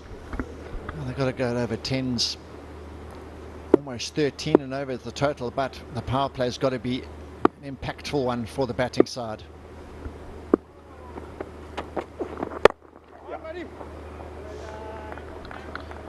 And the key to having a look, as we refer to it in cricketing circles, the key to having a look in these short format is still by scoring. It just means that you're not trying to maybe hit a 6 off something that's not quite there. You've still got to keep that scoreboard ticking over. Can't just leave a few alone or defend a couple to cover. That scoreboard has got to get a move on.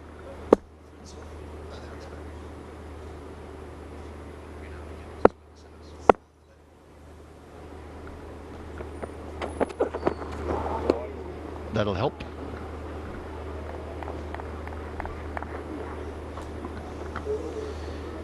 Saranga Lakmal, Pawan Soyal, who's been quite good, the left arm seamer. Samuel Badri, the West Indian leg spinner. Tisara Pereira bowls the odd seamer. Doesn't bowl as much as he used to. Tisara Pereira.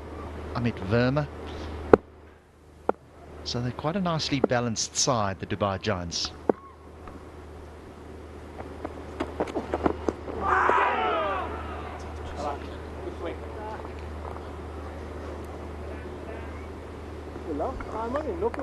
Stayed a bit low, that. O'Brien looking a bit perplexed after that one went through to the keeper. It sounded like there was a bit of a bottom edge possibly here. They're ready to go up for a huge appeal, but it didn't carry through to the keeper. It's a first show of intent, really, looking to really have a go at it. Length ball just stayed down a touch. So long on's dropped back, now third man up.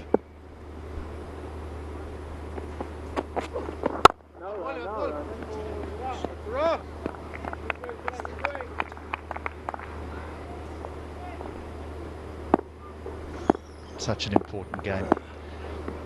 The Giants win this, they go top of the table. If they win convincingly, it'll see their net run rate also escalate, which you can't help feeling is going to be important come the final, the decision on those two teams. The Samp Army, they win this, and you've got 5 on 6 points.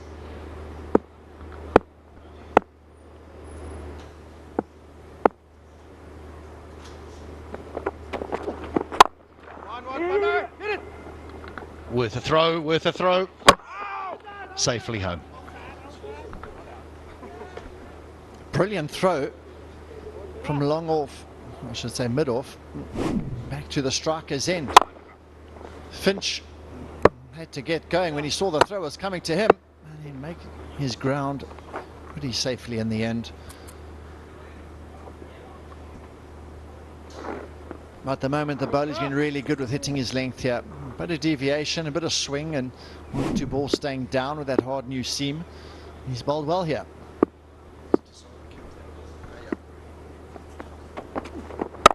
Not now. I got it. Lovely first set by Lakmal. Good six, boy. 4 without loss.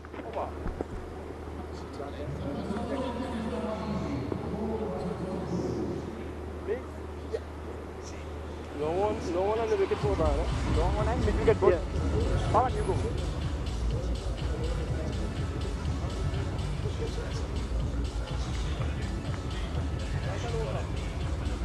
Yeah?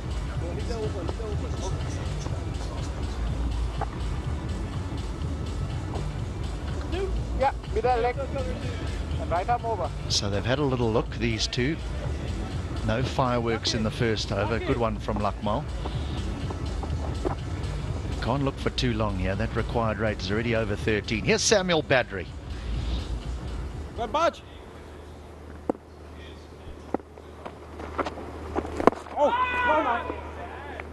I get a bit nervous when Samuel has a bowl, because he spends a lot of time up here in the commentary box with all of us, and we're sort of pulling for him a little bit.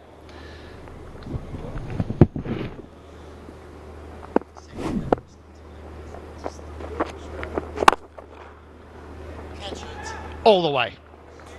That's power, isn't it? That's just brute strength. He's been utilised up front. Normally you see some finger spinners being utilised in these power play early on, and just standing and flat batted it straight. They got the long on, and they got a deep mid wicket in position, and not far away from that fielder. At the moment he's just trying to hit a length, wicket to wicket, skidding on. Goes again. This will bounce once, away for 4. The one thing about Kevin O'Brien is he can hit boundaries. He knows how to hit boundaries, and he can hit them throughout the contest. I remember being involved in a game between Ireland and Afghanistan, and Ireland needed 6 to win off the final delivery, and Rashid Khan was bowling, and O'Brien hit it out the ground, the last ball of the match.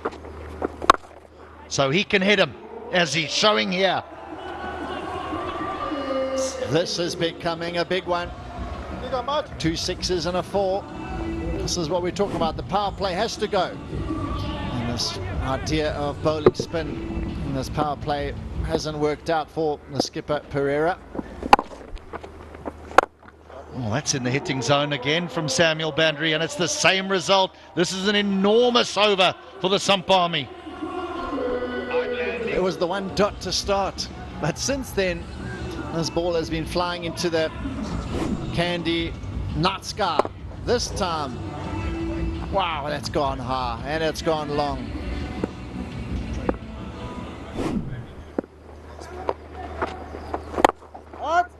Well, He was under threat to go for the most amount of runs in a single over, but Badri survives and doesn't have that title. 12 balls gone, 27 without loss.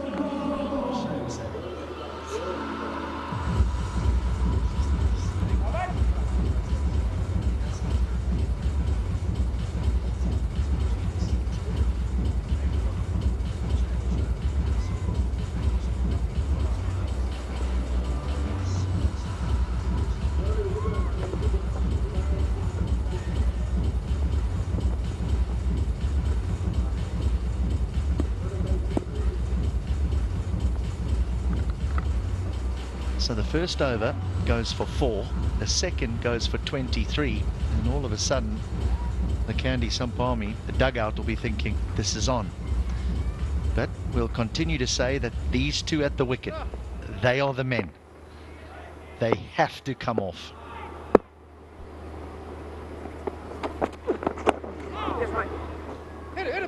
And it's not to say that others can't bat, it's just that it's a very, very big score, and these two have the power, in particular O'Brien. The way he's played this over, bludgeoning it. That was the initial one. Same again, looking at it pretty straight, so a really good option, and then he opened up that left leg and smashed it, and that for me was the pick of them. Inside out, over long off.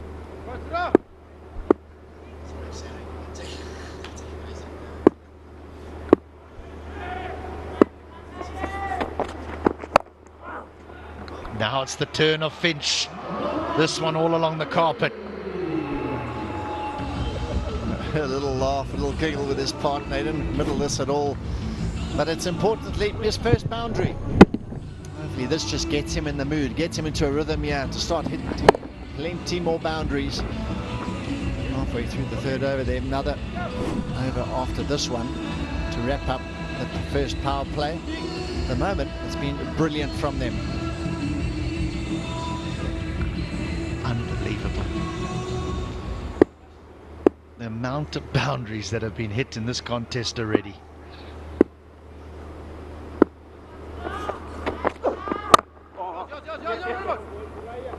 "30 years ago, it would have taken us an entire season to see this many boundaries hit. Now it just takes an innings and 2 overs. Incredible. Granted, the boundaries are a little small. Bats are big.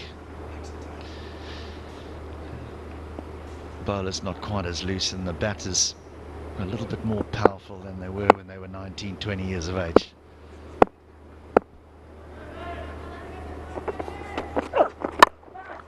Oh, that's out the ground as well. Only just, but it is a maximum. That went higher than the old floodlights there for a moment. So yeah, the fielder thought it was going well over his head, and it ended up just clearing the boundary rope here in the end. Have a look at the boundary rider. Didn't have much to do, and then it almost landed a metre over the rope. So judgment under those high balls, not easy.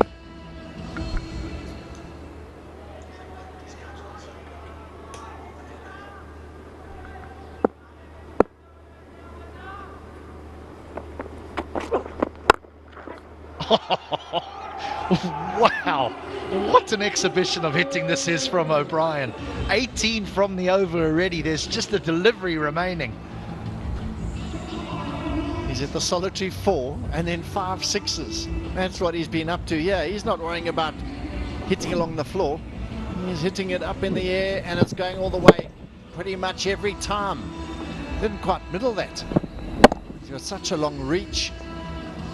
Those long levers helping him. Like, well, he had a good first over, but they're taking to him here now. 18 off it already.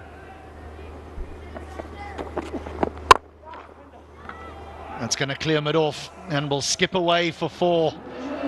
An expensive over, 22 from it. 49 without loss after 18 balls.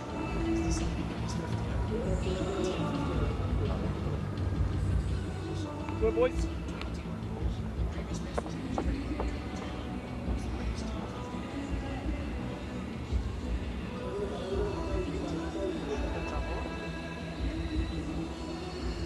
Left arm over.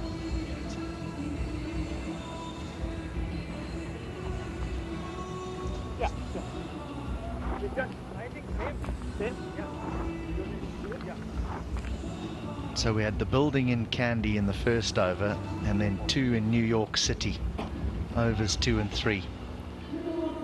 Wow.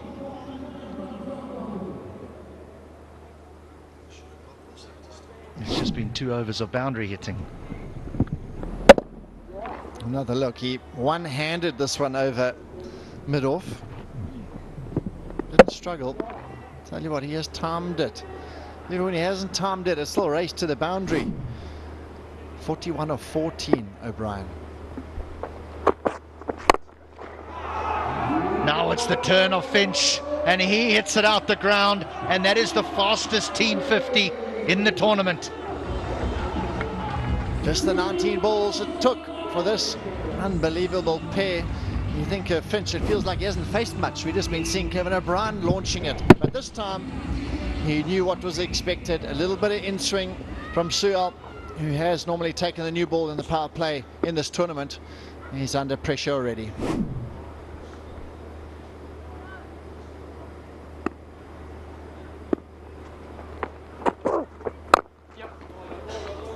Right, now it brings Kevin O'Brien on strike. He's on 41. I know he's a long way away, and when I say a long way away, it's just 2 hits, but 9 runs. The fastest 50 is 21 deliveries. And he's only been dealing in boundaries. His strike rate is touching 300. If he bats for another 5 overs, we'll be having the post-match presentation.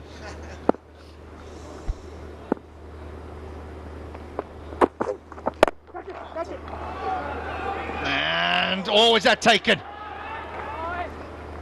Is that taken? Tassara Pereira on the long on boundary says it's carried.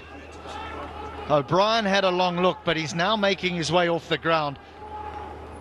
The umpires will ask upstairs if it's a fair catch. I like the way he's asked, have you caught it? And he is set off. So front foot is excellent. Sual, but he splashed it a touch. A little bit high on the bat. Running in Pereira. Straight into that left hand, it looked like. Straight to the left hand, and that is a really great athleticism to get there. Looks as though the left hand has got it there, just got the fingers under it before the right hand comes along, and looks all right, that, H. Yeah, for me that's out. For me that's a wonderful, wonderful catch from Pereira on that long on boundary. We've seen so many players over the course of this tournament back away from that 50-50 opportunity. Pereira said, no, this needs to be taken because this man is very, very dangerous. He gets his head down, he puts in the dive, and I think you're right. It's that left hand that clutches onto the ball. I'll be disappointed if it's given not out because the catch, it deserves the wicket.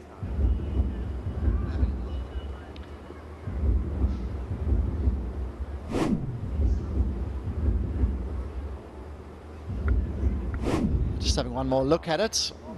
The batsman's just waiting just inside the boundary fence at the moment. Looks to have got it in that left hand, and then he's rolled over thereafter. That looked like that left hand got it good, and the right hand came and assisted it thereafter. So from our side, it looks all right. Just taking their time. It obviously is a big decision in the state of this match. The man who's been hitting it to all parts. This is a big dismissal if it is for the Giants. Pereira, brilliant effort out in the deep.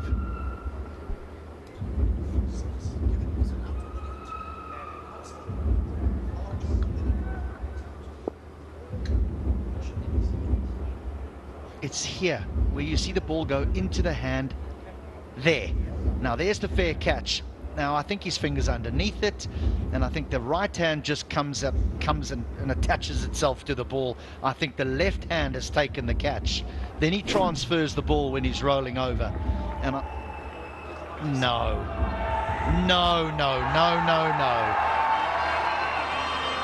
That I cannot believe, and neither can Tassara Pereira. Yep, he's indicating that his left hand has held onto the ball. O'Brien will make his way onto the ground. Even he was walking off. Pereira is not happy at all and is contesting this. He's not going to win the scrap. But the ball went into his left hand.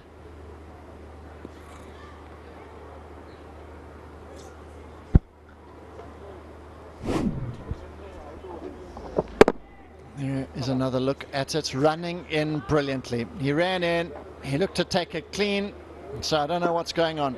Here we go. Hold on there, Finch.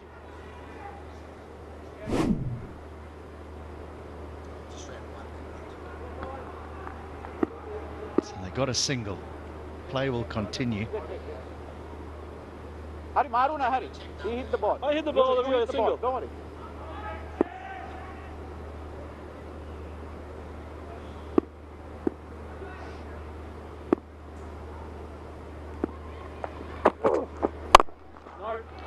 Well, we'll take a breath here, but let's just understand that when a fielder claims a catch and then it gets overturned, he as a human being feels as though he's been undermined. So you can understand why Tissera Pereira is upset. He really felt that that was a clean catch.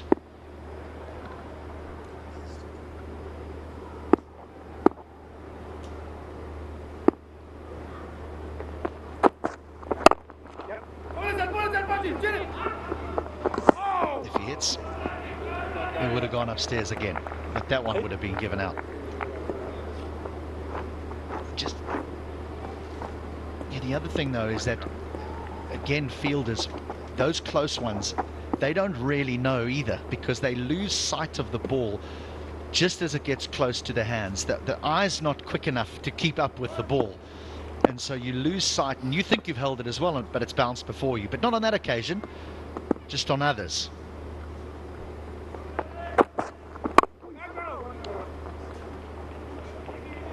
So Suyal recovered well after the first one went out the ground for 6. He's over goes for 10. That's the power play done. 59 without loss.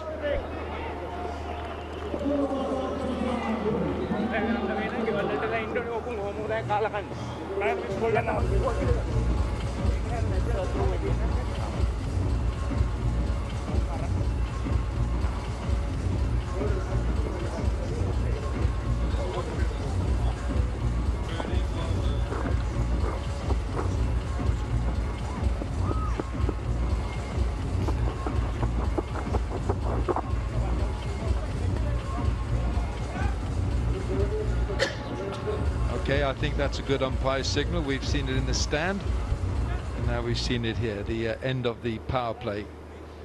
Kandy Samp Army are 59 for no wicket. Now we're going to see Sachit Patirana, another of the brigade of left arm spin here, Rush. Yeah, and he's from these parts of Sri Lanka. Yours, buddy. He's from Kandy.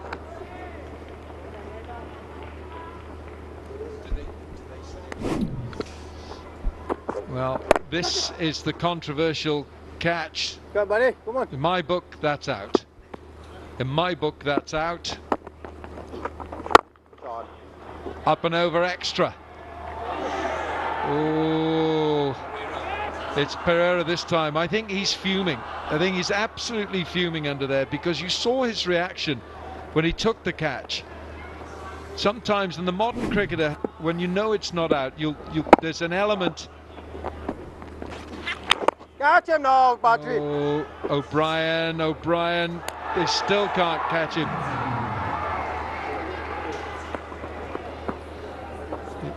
And I think that Sam Badri there couldn't hold on to it. Bowling. Catch him now. Lots happening here. Catcher's been missed.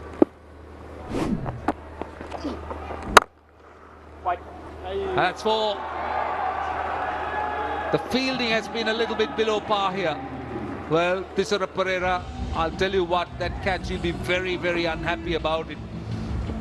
To all of us, we did think that was taken cleanly, but this is not great fielding. Levy had extra cover. 2 chances missed before that. Oh, well bowled, buddy. Good.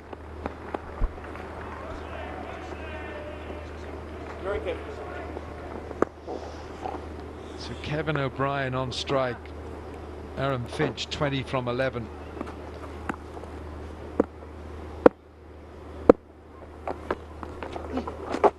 Oh, the keeper has missed it.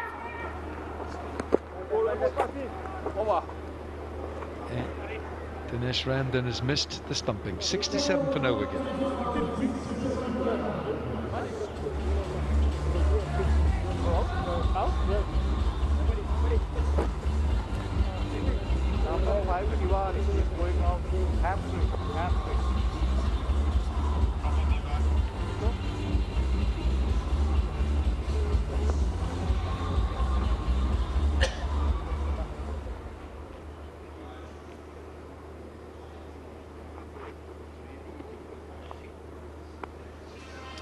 Well, at the same stage, after 30 balls, the Dubai Giants, who themselves got off to a racing start, were 52 for 1. The Kandy Samp Army are 67 for no wicket.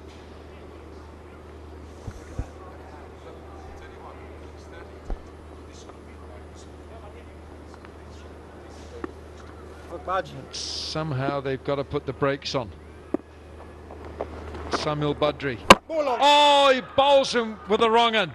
Samuel Badri, former world #1 in the T20 rankings, knocks back Aaron Finch. See, this is his strength. He tends to push the ball through quickly.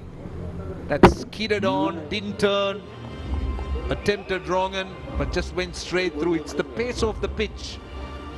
Finch was giving himself a bit of room, but just couldn't get the bat on time. He just rushed through and bowled in 20 of 12. Samp Army now 67 for 1.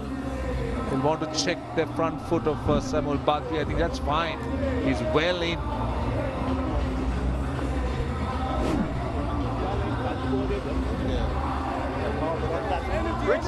So 67 for 1 after a good opening partnership for Samp Army. Naveen Stewart comes in at 3 to partner Kevin O'Brien. Well bowled Samuel Badri. Let's stop, yeah. In the last game he got on with it. He was not in for long. 12 balls he faced. He scored 23. And he did bat #3. So here we are from Trinidad and Tobago, Samuel Badri. He was #1 in the ICC rankings for 2 years or more. He bowls him with the wrong one. Just straighten enough.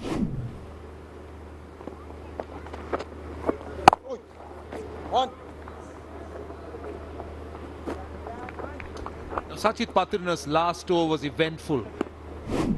There were many opportunities. This was the first one. Tissara Pereira would have been fuming as it came his way. He tried hard and then dropped it. Catch him now, and then the next one, Samuel Badri, this is made a great effort, got both hands. And the last one was Dinesh Ramdan. The batter was way down the pitch. Kevin O'Brien was looking to charge and completely missed it. So that was eventful for Sachit Patrina. There's a lot going on. Oh yes, Badri. On a mile. Here we go, fun and games. He slowed it down. 15 and over. 15 and over here, Badri. Come on. Purchase off the surface. Samuel Badri. Oh yes, one cut. Kevin O'Brien wanted that to disappear onto those grassy banks. Is a good comeback by the Dubai Giants, courtesy Samuel Badri. He's got a wicket. He's conceded just 2 runs. He's bowled 2 dots. So Stewart on strike. A ball. Oh dear. Oh, that's a bad mistake. That is Pawan Soyal. It's 73 for 1.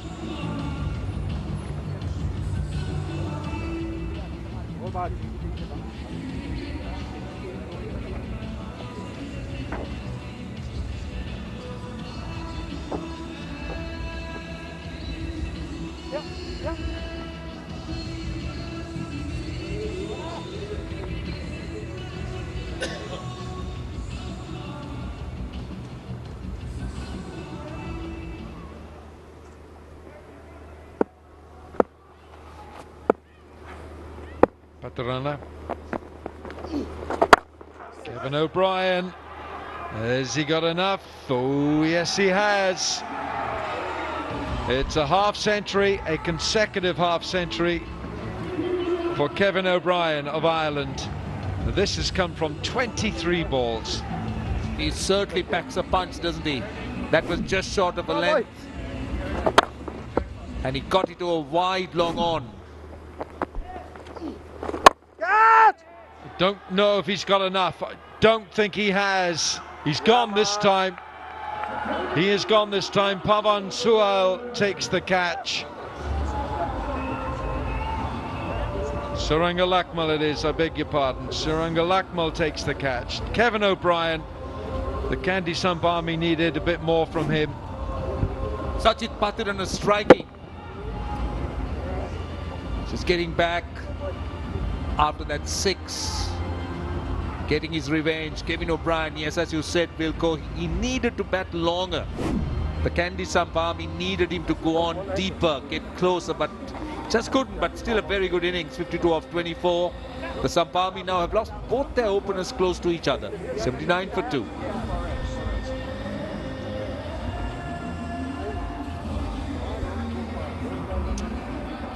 Jonathan Fu, West Indies. Well, he's been striking well. Strike rate is good. And Patirana, Kevin O'Brien knew he had to get on with it. Lakmal underneath it for some time. Well, Kandy Samp Army's strength have been Finch and Kevin O'Brien, but now it's a real test for the middle order. Fu is just in. Stewart has made 5 of 2.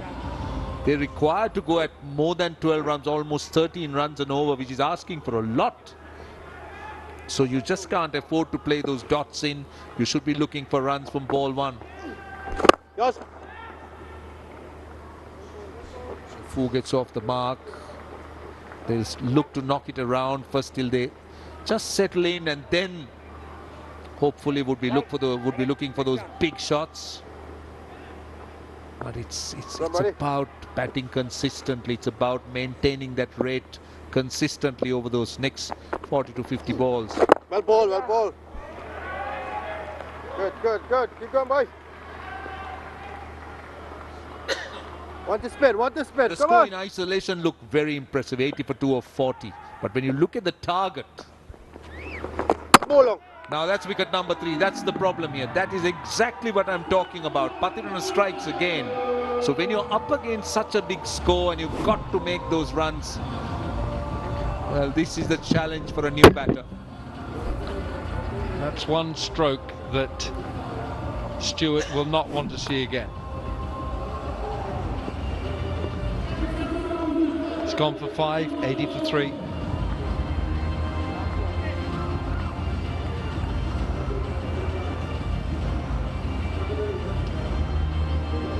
New man in, coming in at 5 after a magnificent start. 67 for no wicket, now 80 for 3. Is this Rahul Yadav? I think it is. Yeah, Rahul Yadav, who kept wicket. Now there's a lot of repair damage to be done.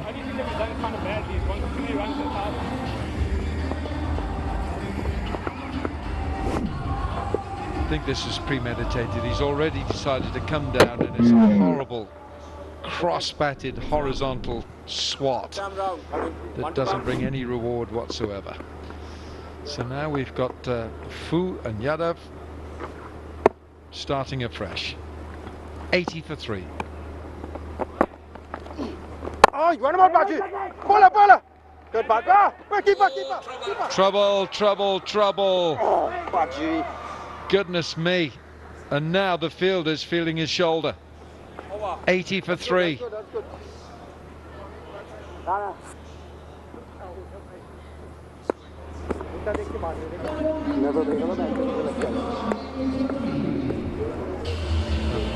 Problems here for Samuel Badri.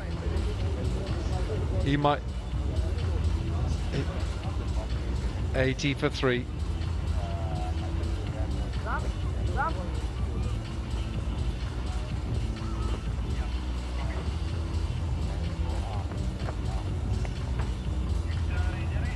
that looks very sore and very problematical for Samuel Badri. He was the man at cover who threw in quickly here. Now this was the ball coming to Badri. Badri's done well here, picks it up.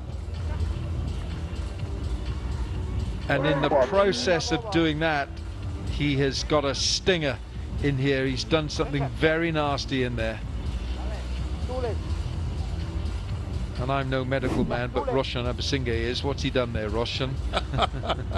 Neither am I, Wilco. Dr. Abasinghe, what's he done? I'm just telling you what I can see. He seemed to have damaged his elbow.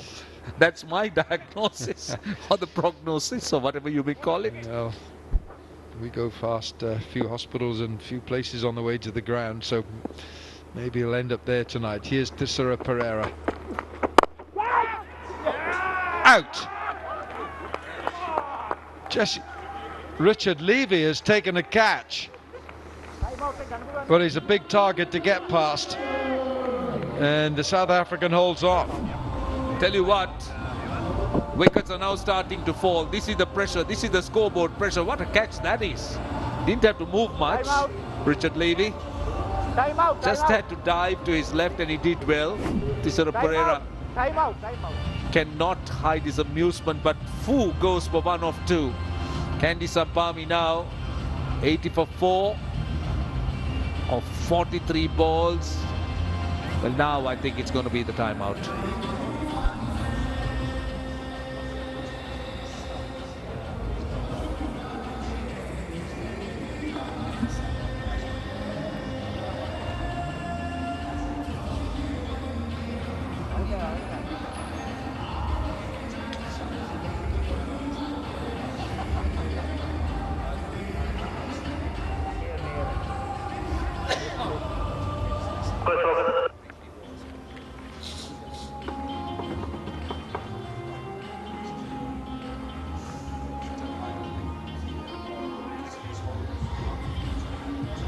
Show me. No. No.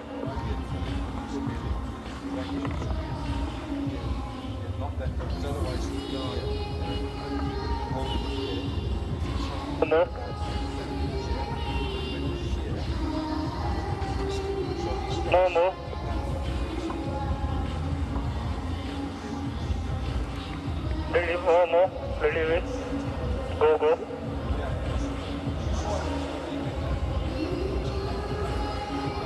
No, not coming. Okay, left bend little bit, some. Okay, can you clean the lane? Have clean the lane.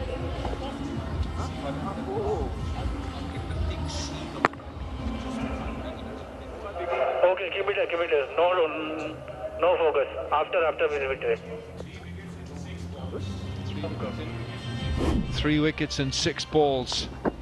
But this catch was well taken by Richard Levy. He wouldn't have often have fielded at cover, but it means that Giselle Carrier has come in now, and 3 wickets in 6 balls. The Kandy Samp Army are in disarray, and also for the Dubai Giants, Samuel Badri has gone off with what looks to be a very nasty arm injury.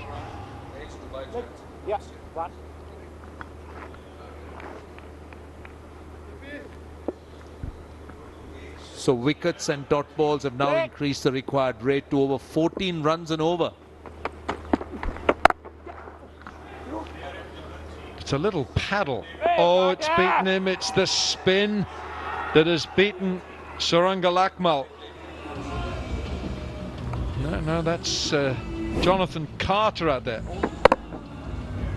It's Jonathan Carter here is on the field. He's on the field for Samuel Badri, and he has completely misread the spin. He's overrun the ball and completely wrong-footed.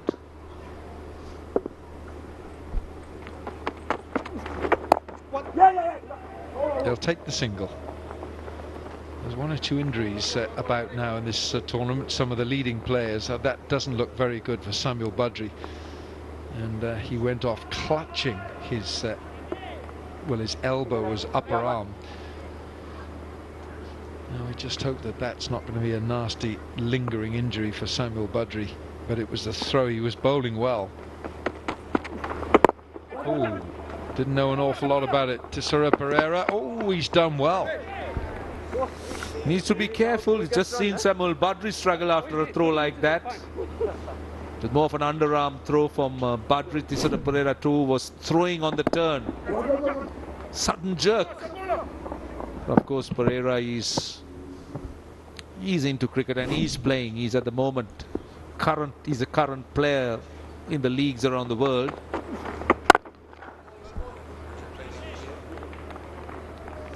Maybe a few others don't play as regularly as some of them. Some of the others, Badri, I don't think he's playing a regular cricket. Hope he's all right.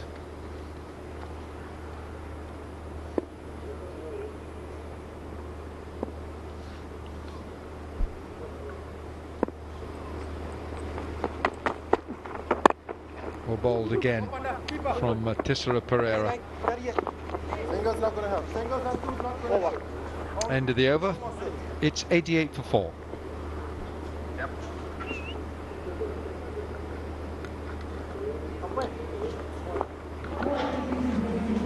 Roshan, Bacha, Roshan, point.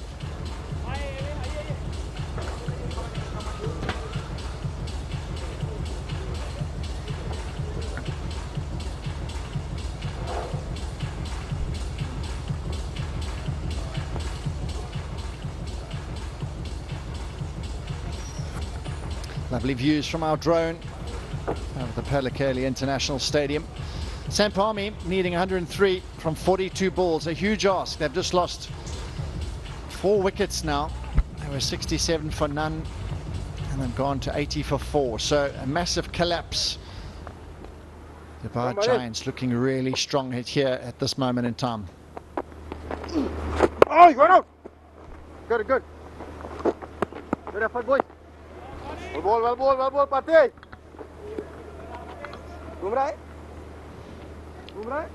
102 from 41 balls. Good, That's buddy. a tough ask. And when you don't have top batters, it's always going to be very difficult, John. Patran has bowled well today. He's done a great job. He's just skidding it in there, getting the odd one to turn. That's a great shot. Brilliant shot from Korea. That is the type of stroke. Total control. He's looking for room to free those arms, and that's he's right in the zone for him to do that. Thank you very much, says Korea, and he gets a boundary for his team. Run rate 14.7 to the over needed. They have to 2 to 3 boundaries like that. That's a good comeback. Very good work. And off his own bowling and good energy levels. You've got to say that this Dubai Giants team has really thrown themselves around. Unfortunately, a few moments ago we saw Badri just injuring himself and leave the field, but they have been excellent. Levy throwing himself around. Pereira also doing the same. And there he goes off with a medical staff, and hopefully he's going to be okay. It doesn't look good. Could have been a elbow or torn bicep muscle. That could be one of those issues. He's struggling to straighten that arm now, so it's really sad to see. We wish him all the best.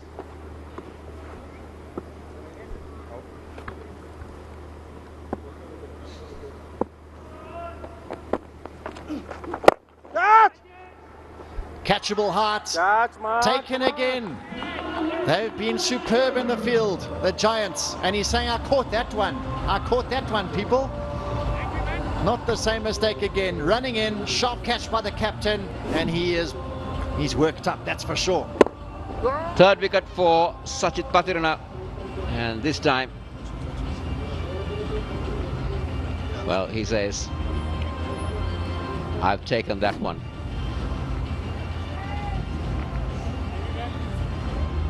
So that's the end of Yadav.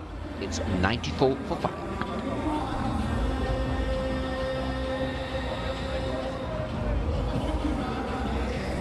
So another wicket goes down.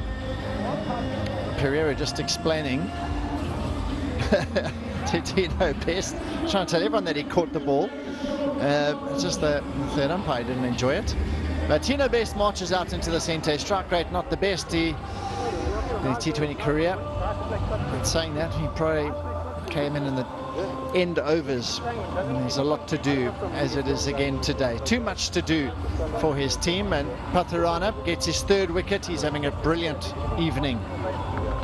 He's bowled a lot of deliveries on this ground, John. He's a lad from Kandy. He's played his cricket here. He's played for Sri Lanka as well. So he knows exactly how these pitches behave. Another look, use of the feet. He pulled the length back cleverly, and he was trying to hit it all the way over the top. Didn't get all of it. And again, really well judged from Pereira. Oh, jeez. Oh, Tino Best's having a look and a leave. 94 for 5.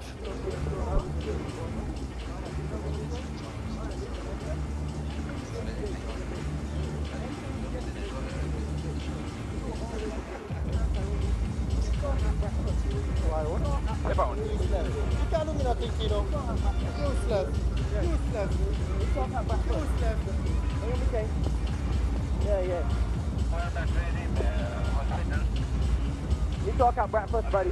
You talk out breakfast. Not over here. Kandy Samp Army at the moment, 94 for 5. The problem is, I need 97 of 36 balls. A huge ask. Catch it, called, and that's in the gap for 4. That's what they need. Boundaries, plenty of them. Well, it is a tough call to get these runs, but this time Korea getting it into the gap, he'll get a boundary. It's welcome. That margin is very crucial going forward in the tournament, John. So that's what Samp Army needs to think of. That's right, the huge commanding win. Their net run rate will shoot right up top. Two of the sides above them, well over 2 in terms of the net run rate. Big heave-ho on the onside. So not the prettiest of strokes, but a bit of toe end. It looks like the wicket's a little bit more up and down as this evening has gone on, particularly earlier on when Lakmal was bowling. A couple length balls just seemed to squat on the players, and I'll tell you what, when Dubai Giants were batting, it didn't look like it was doing anything, just straight onto the middle of the bat. I thought the bowlers coming onto the bat very well when they were batting, but suddenly, maybe also the change of pace that these bowlers have brought in.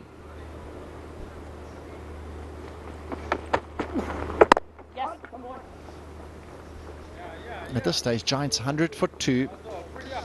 The Samp Army bring up their 100. 5 wickets, that is the problem for them. The wickets column, far too much damage done in these first 60 balls, and that really makes a chase like this become insurmountable.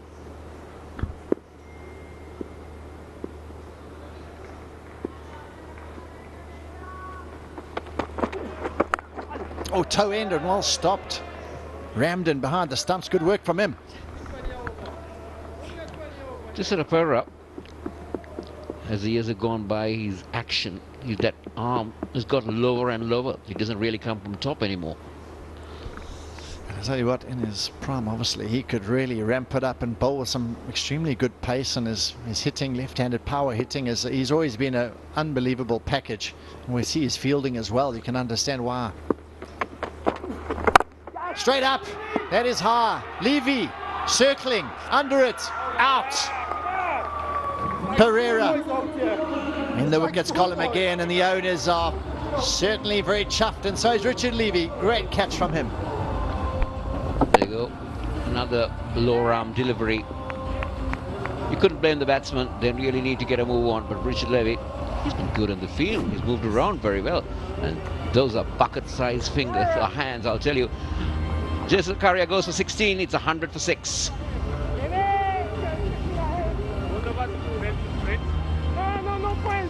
So the wickets keep on tumbling. I think not too long ago they were 67 for none. 100 for 6 now. So sure, I'll tell you what, the just procession of wickets, they just keep on coming. And by Giants, they've been clinical in their catching, all their sort of energy levels out in the field. You can see they're really up for this. Really great body language from them, even though the bodies may be a little bit tired, but they are running around out there and giving it everything, and that's why they are winning this game comprehensively. So Shukla out into the center, the quick bowler walks in, and this is why he's there. Again, a low arm delivery. You couldn't blame Karia, but I've been very impressed the way they fielded to catch Richard Levy holding on to a good catch. Last ball of the Pereira over. He's got 2 for 14. And did he catch it? And, he's gone. He's gone. He's gone. He's gone. There you go. Thisara Pereira has bowled a wonderful over. There you go. That was hit back pretty hard by Shukla. And Pereira, almost taking evasive action, holds onto that catch and picks up another wicket. Oh, I tell you, self-preservation. That is brilliant. Shukla walks in and he walks out. Pereira has got him caught and bowled for none. First ball, Samp Army 100 for 7.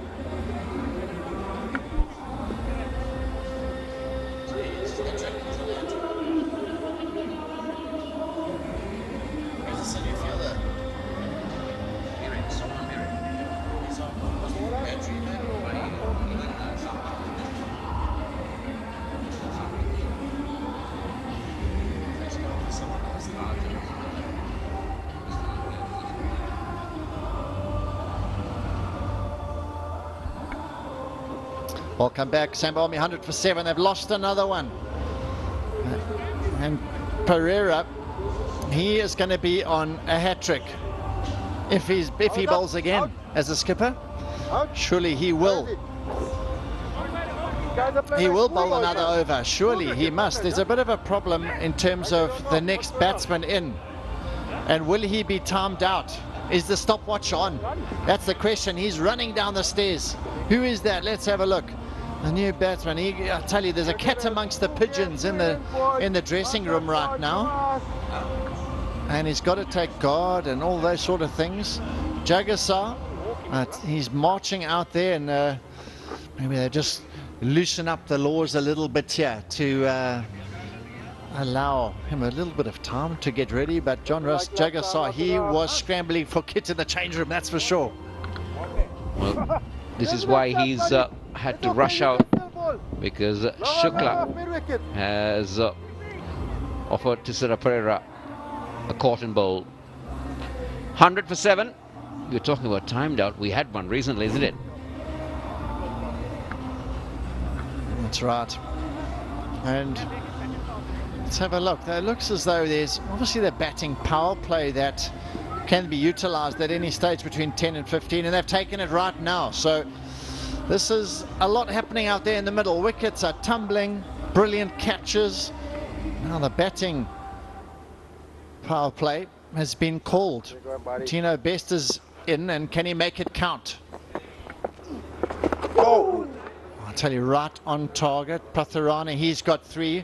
Thisara Pereira, he's got 3 wickets as well. Surely Pereira's got to give himself another over. He's on a hat-trick. Yeah, I think he'll most probably go for one more over. Oh, that is so close to the stumps. Firstly, the LBW appeal was thought of by the bowler, and then also a bit of bat glove, and the ball almost ricocheted onto the stumps. Pathirana. Well, it pitched in line. That's very close. That's very close, John, I'll tell you. Yeah. That's a good piece of fielding. I talked about how good they are tonight. Last one. The men in yellow have been superb in the field. Oh, I tell you what, he fancied that sweep, but he's just not hitting it. That was pushed slowly through the air by Pathirana.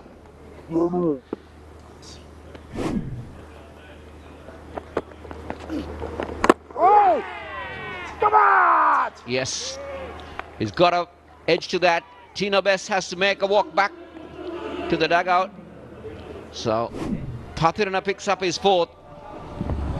Tino Best is trying to hit that over cover, but only found the gloves of Dinesh Ramdin. Too good. They have been too good. Samp Army have just wilted under the pressure. Tino Best is gone for a single. Samp Army now 100 for 8.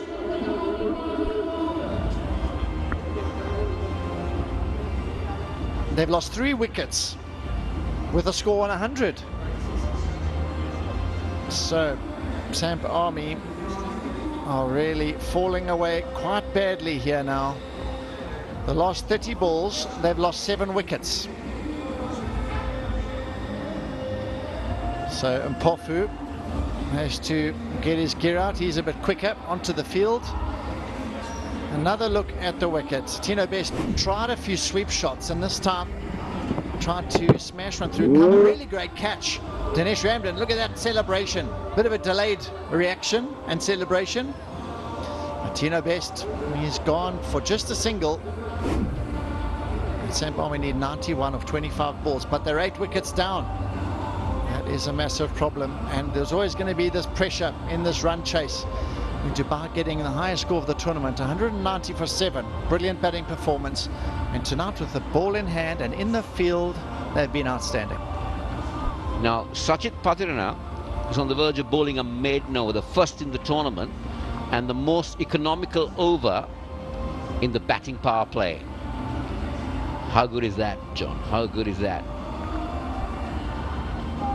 Now, they called for the batting power play, and it hasn't really worked. They had to take it at some point, so I don't think it mattered a huge amount when they took it.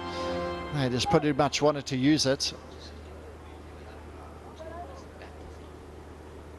They just needed to use it before they were bowled out, I think. That was their idea. But bottom corner, look at that.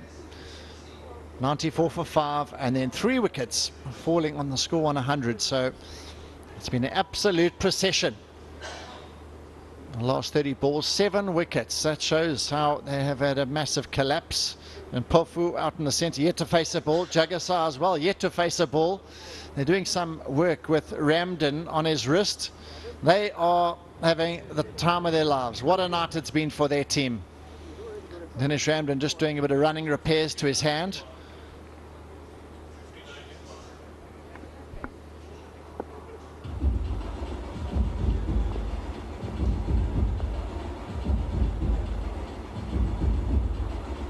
Loving the matches, loving the game. The family is all here. All the fans. Lovely time with family. Give us a smile, give us a wave. Have your moment. All the family, they love the Sri Lankan shirts. And there they are, enjoying every moment. It's been a nice evening for everyone that's popped down to watch some superheroes. A couple of their legends that have played for Sri Lanka, as well as players from around the world that have thoroughly entertained us so far.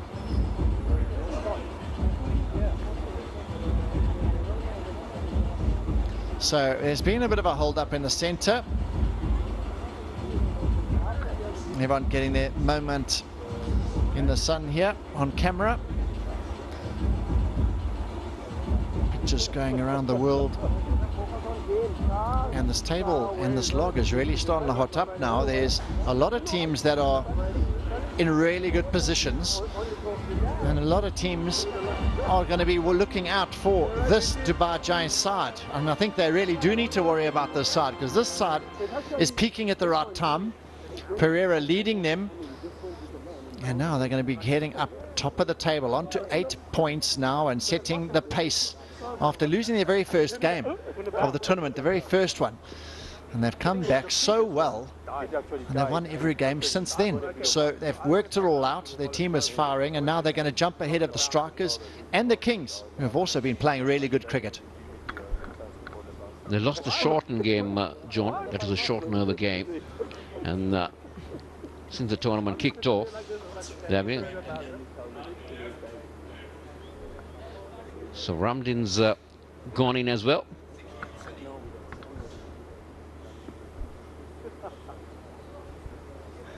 Interesting chat going on there. I don't know what they're chatting about. Levy, enjoying his time out there. He's taken a couple of good catches here this evening. And this man with the ball, 4 for 21. He's having a wonderful time. This is his first wicket. This was the big one, Kevin O'Brien. They really needed this wicket. Thereafter, he just managed to hit the target time and time again. And a good catch by the captain at long off, and he took that one cleanly. No doubt about that. And then Ramden nabbed it, caught it cleanly. Excellent work by Patharana. Guys.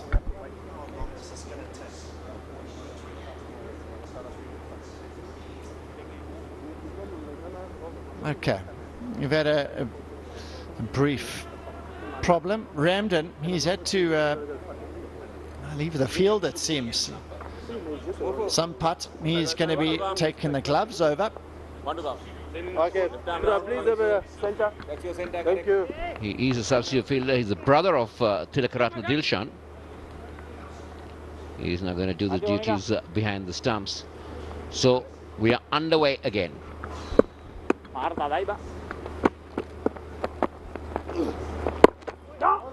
Defensive prod. First maiden of the tournament, 100 for 8.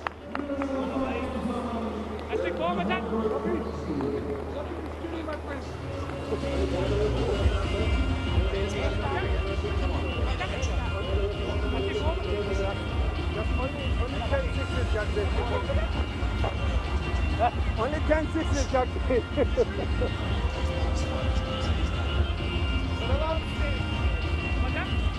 Yeah, center. Thank you. Having a look at tomorrow's Legends Cricket Trophy action.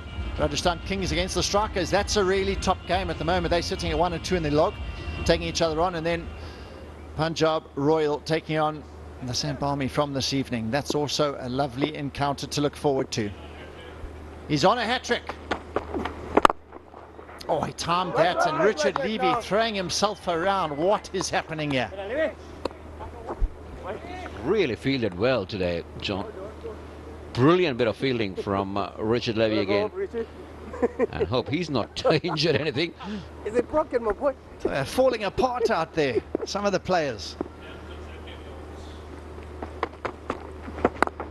Edged, and it's gone through gully, so that's ends a succession of 10 dots in a row. And Samp Army have just hit a massive speed bump here, and they've just kept losing wickets and just pretty much dead and buried now.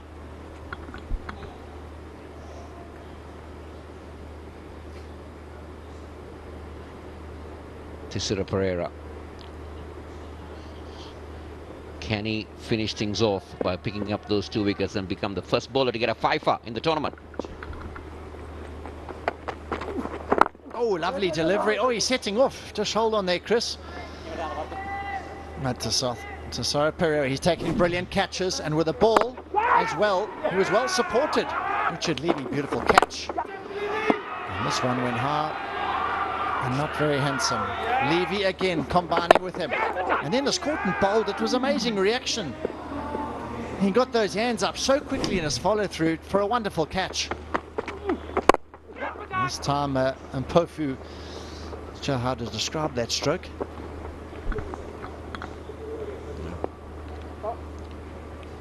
We see a lot of unorthodox shots these days, so you need to excuse the batters. Jagasa, he's just faced 2 deliveries so far, 89 of 20, run rate 26 to the over required.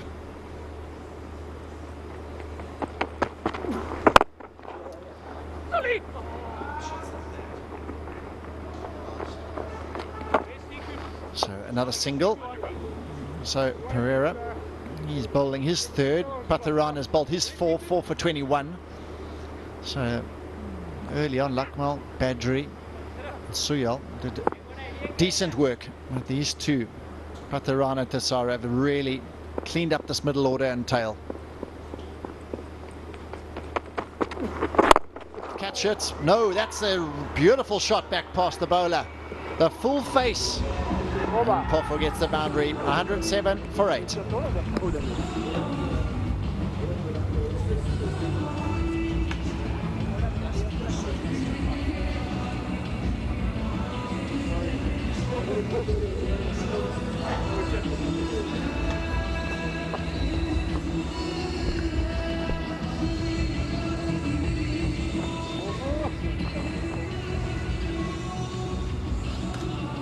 Up. Middle please. Yeah, thank you. Might just very well be the complete performance here from the Dubai Giants this evening. Brilliant with the bat, exceptional with the ball. Maybe struggled a little bit in the field, but we'll excuse them for that. Suyal went for 10 and he's only over, but bearing in mind that first delivery of his went for 6, so he scrapped back well.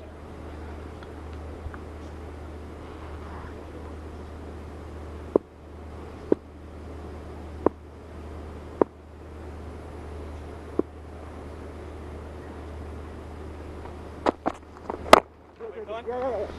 79 for 2. That was the score. 79 for 2. They now 108 for 8. That's called falling in a heap. They are. The reason for that is, I think, if you look at the two teams, now this is that last boundary. What a great shot by Mpofu. If you look at the two teams, obviously Dubai Giants look to be a better balanced side, a stronger batting unit. Well, Kandy Samp Army looks a little bit top heavy, depending a lot on Finch and O'Brien, but then there's very little to follow. That's agricultural. He'll get a boundary. They'll be useful. So it's about the middle order. The middle order has struggled. Every time either Finch or O'Brien got in and got runs, they looked good. And when that partnership you're talking about was on, they looked on course to me. They were on course. 59 inside the power play, which is the third best score in a power play in the entire tournament.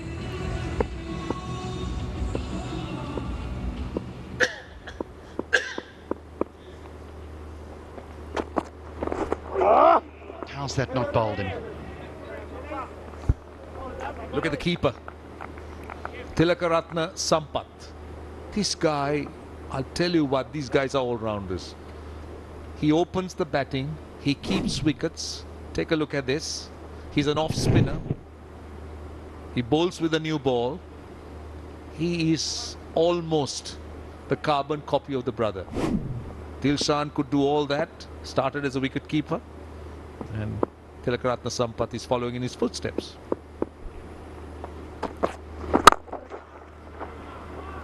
Didn't want it, did he? He didn't want it at all, and that's gone away for 4. Pofu is he's enjoying himself out there. Yeah, he's just throwing his bat hard. He's going hard at it. Nothing to lose. Just getting into good position and swinging hard. And he's connecting. That's the good thing. And gets a lot of power. Packs a lot of power. I'm very glad when you were describing that all-round package of Sampath, for a moment there I thought you were going to say the carbon copy of Sobers. No, it's Dilshan. If he hits...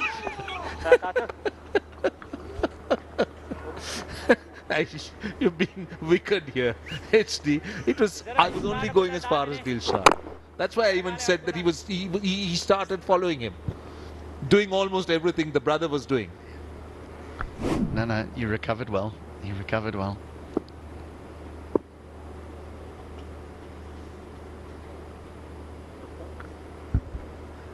I should have said he followed his footsteps.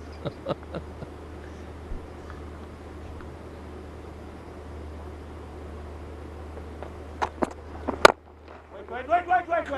Well, these two have made it look easy. End of 78 deliveries, 117 for 8.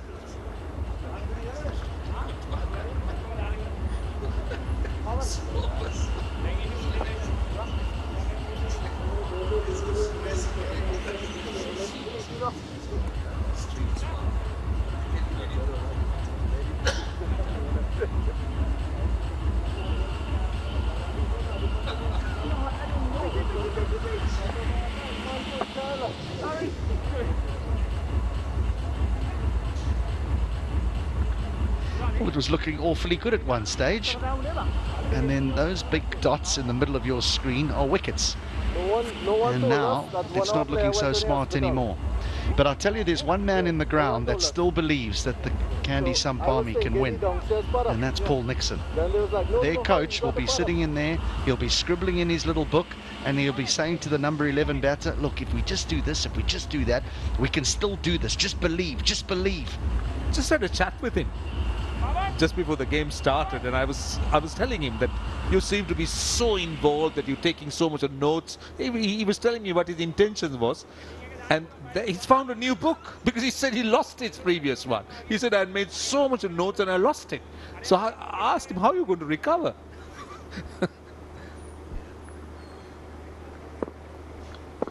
Very positive man, Paul Nixon. Right, Mpofu is 14 from 8. He's hit 3 fours. He wants another.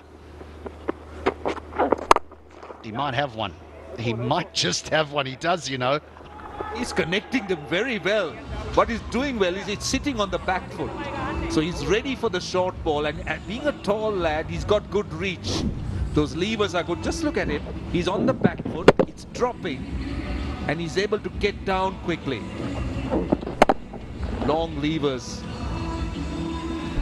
And the thing about these fast bowlers is that when they do retire from the game, they talk more about their batting innings than they do about their bowling performances. So for Chris Mpofu, he will be telling everyone tonight about that on drive. Is that because they're far and few? They love batting. All bowlers love batting, and it's probably because back in the day, now we're going back to your day and my day, in that bowlers never really got a bat in nets. They would say, right, the top 6 are just having a bat tonight. Bowlers, you can have a bat next week, Wednesday. So they got a bit upset, you know, because then they were always asked to go and save the game on the weekend. So they like to show what they can do, and Mpofu certainly is doing that. He's so engrossed, he's looking for a second run. He wants a strike back. He's enjoying himself. 19 of 11. He's hit 4 boundaries. Look at the strike rate, 172.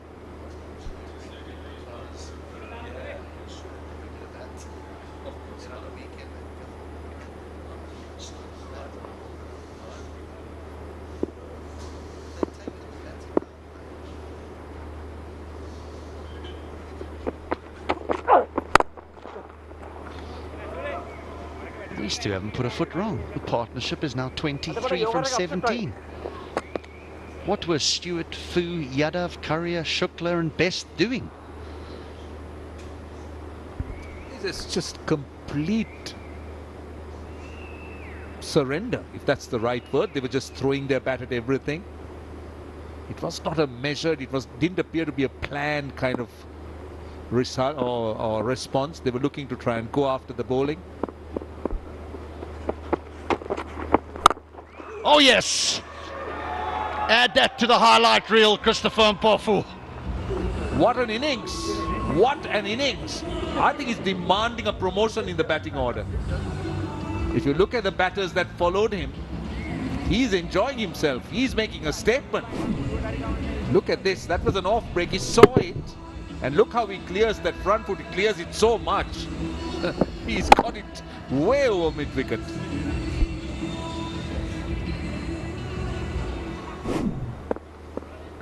Now the second highest score in the innings. And I'll just nudge a single. I'll take one and I'll keep the strike. And Mpofu moves to 26. 129 for 8.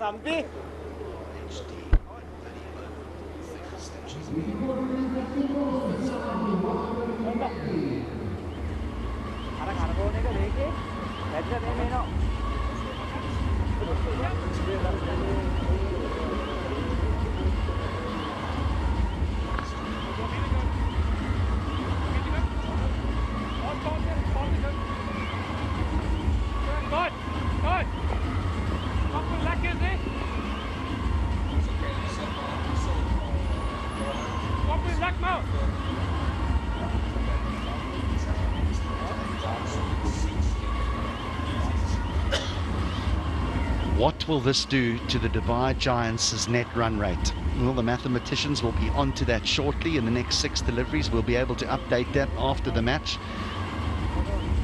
But it's certainly going to help, because there's still 61 needed. And this is the final over. It's smeared through cover.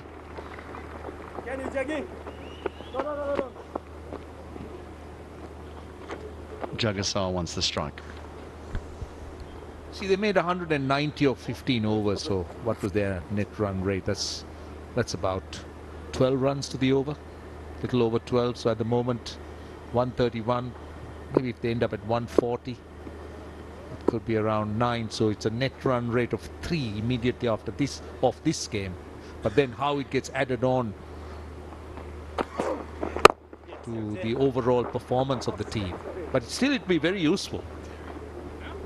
Thank you. Well, there's no doubt it's going to come down to that. There's just, because those bottom 2 teams have yet to register a win, it just means that we could have a whole heap of teams on 8 points. Maybe the team that ends top has 10, but I do think that that second position is going to be decided on net run rate. I know we're still a few days away from it, but it's looking awfully a lot like that.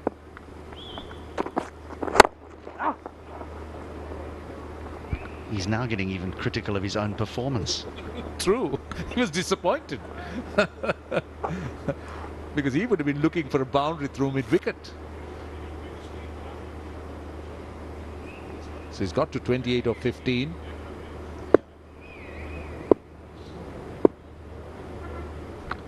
Dave Houghton, the coach, sitting alongside Fidel Edwards.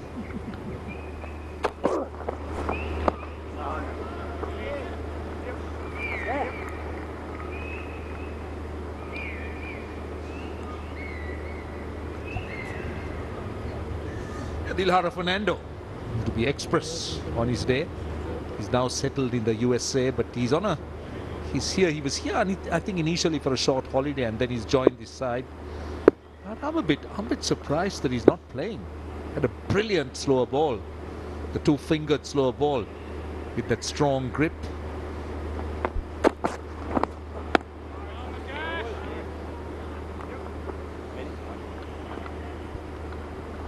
And this fella's had a good tournament. You know, hasn't come in with a huge reputation, but he's never let his side down. There's been an over here or there where he's been expensive, but he's always scrapped his way through his quota of overs. Soyal again today, he's gone for 23. So just the 1 ball remaining here.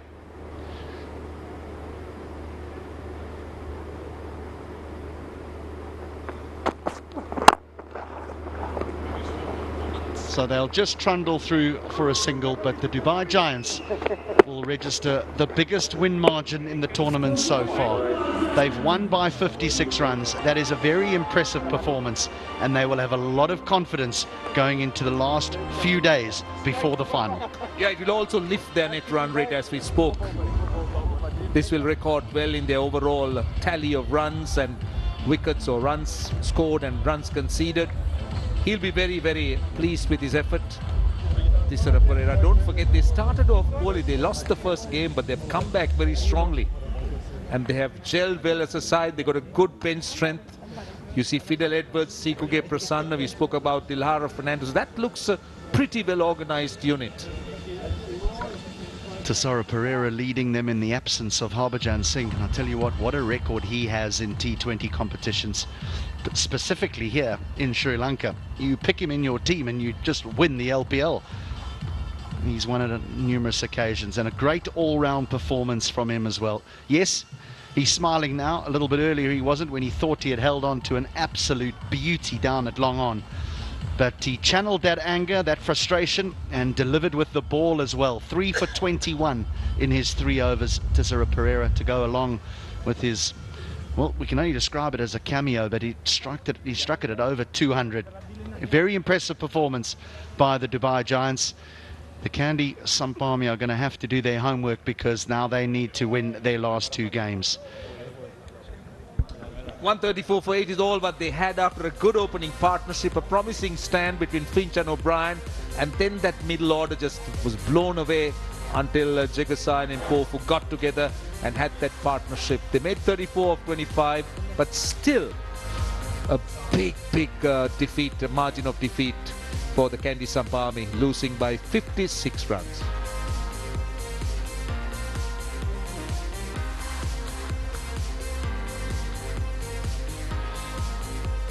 Yeah, they had to recover because the opening two went for a few up front, Badri and Lakmal. But then the recovery, Patirana 4 for 21 in his 4 overs, in his 24 balls. He was given that opportunity to bowl the extra one, which is allowed in this format, and Tisera Pereira's 3 for 21. They just changed the way that this match was going. So a very impressive batting performance. The Giants 190 for 7 runs all through the batting order. Marsh 53, Tavari 47, and the Samp Army 134 for 8. They were actually lucky not to get bowled out. The last couple putting on a few, 34 of 25. But in the end, the Giants win by 56 runs. So let's go downstairs now and join Ash, who's with Tisera Pereira. We sure witnessed a very interesting match tonight with Dubai Giants winning, and I'm down here with Tisera Pereira, the captain of the winning team. First of all, Tisera, congratulations on your win tonight.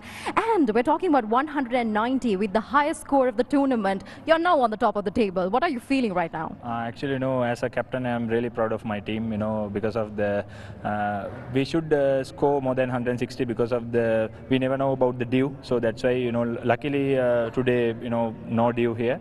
So that's why we targeting at least 170 now. You know, we scored more than 170. Yeah. And talking about the match today, we sure had a lot of ups and downs with catches being missed. Did you feel the team was under pressure? No, actually, you know, something happened, you know, but it's happening in cricket, you know, we never know about that.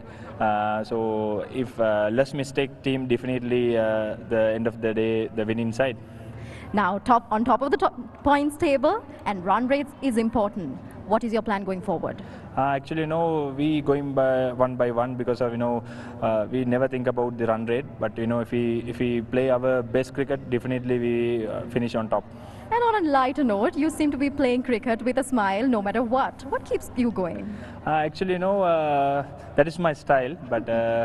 But if you have any pressure, you know, it's really difficult. But you know, if you calm, it's really easy to play cricket. That's amazing. Congratulations one more time, and all thank the you. very best going forward. Over to you, Combs. A little handshake there for good measure. Well played. Good innings from Tisera Pereira. So the Giants, they go top of the table with 8 points, and they have improved that net run rate. Still not as good as the Kings and the Strikers, but they have the win, and that's the most important thing.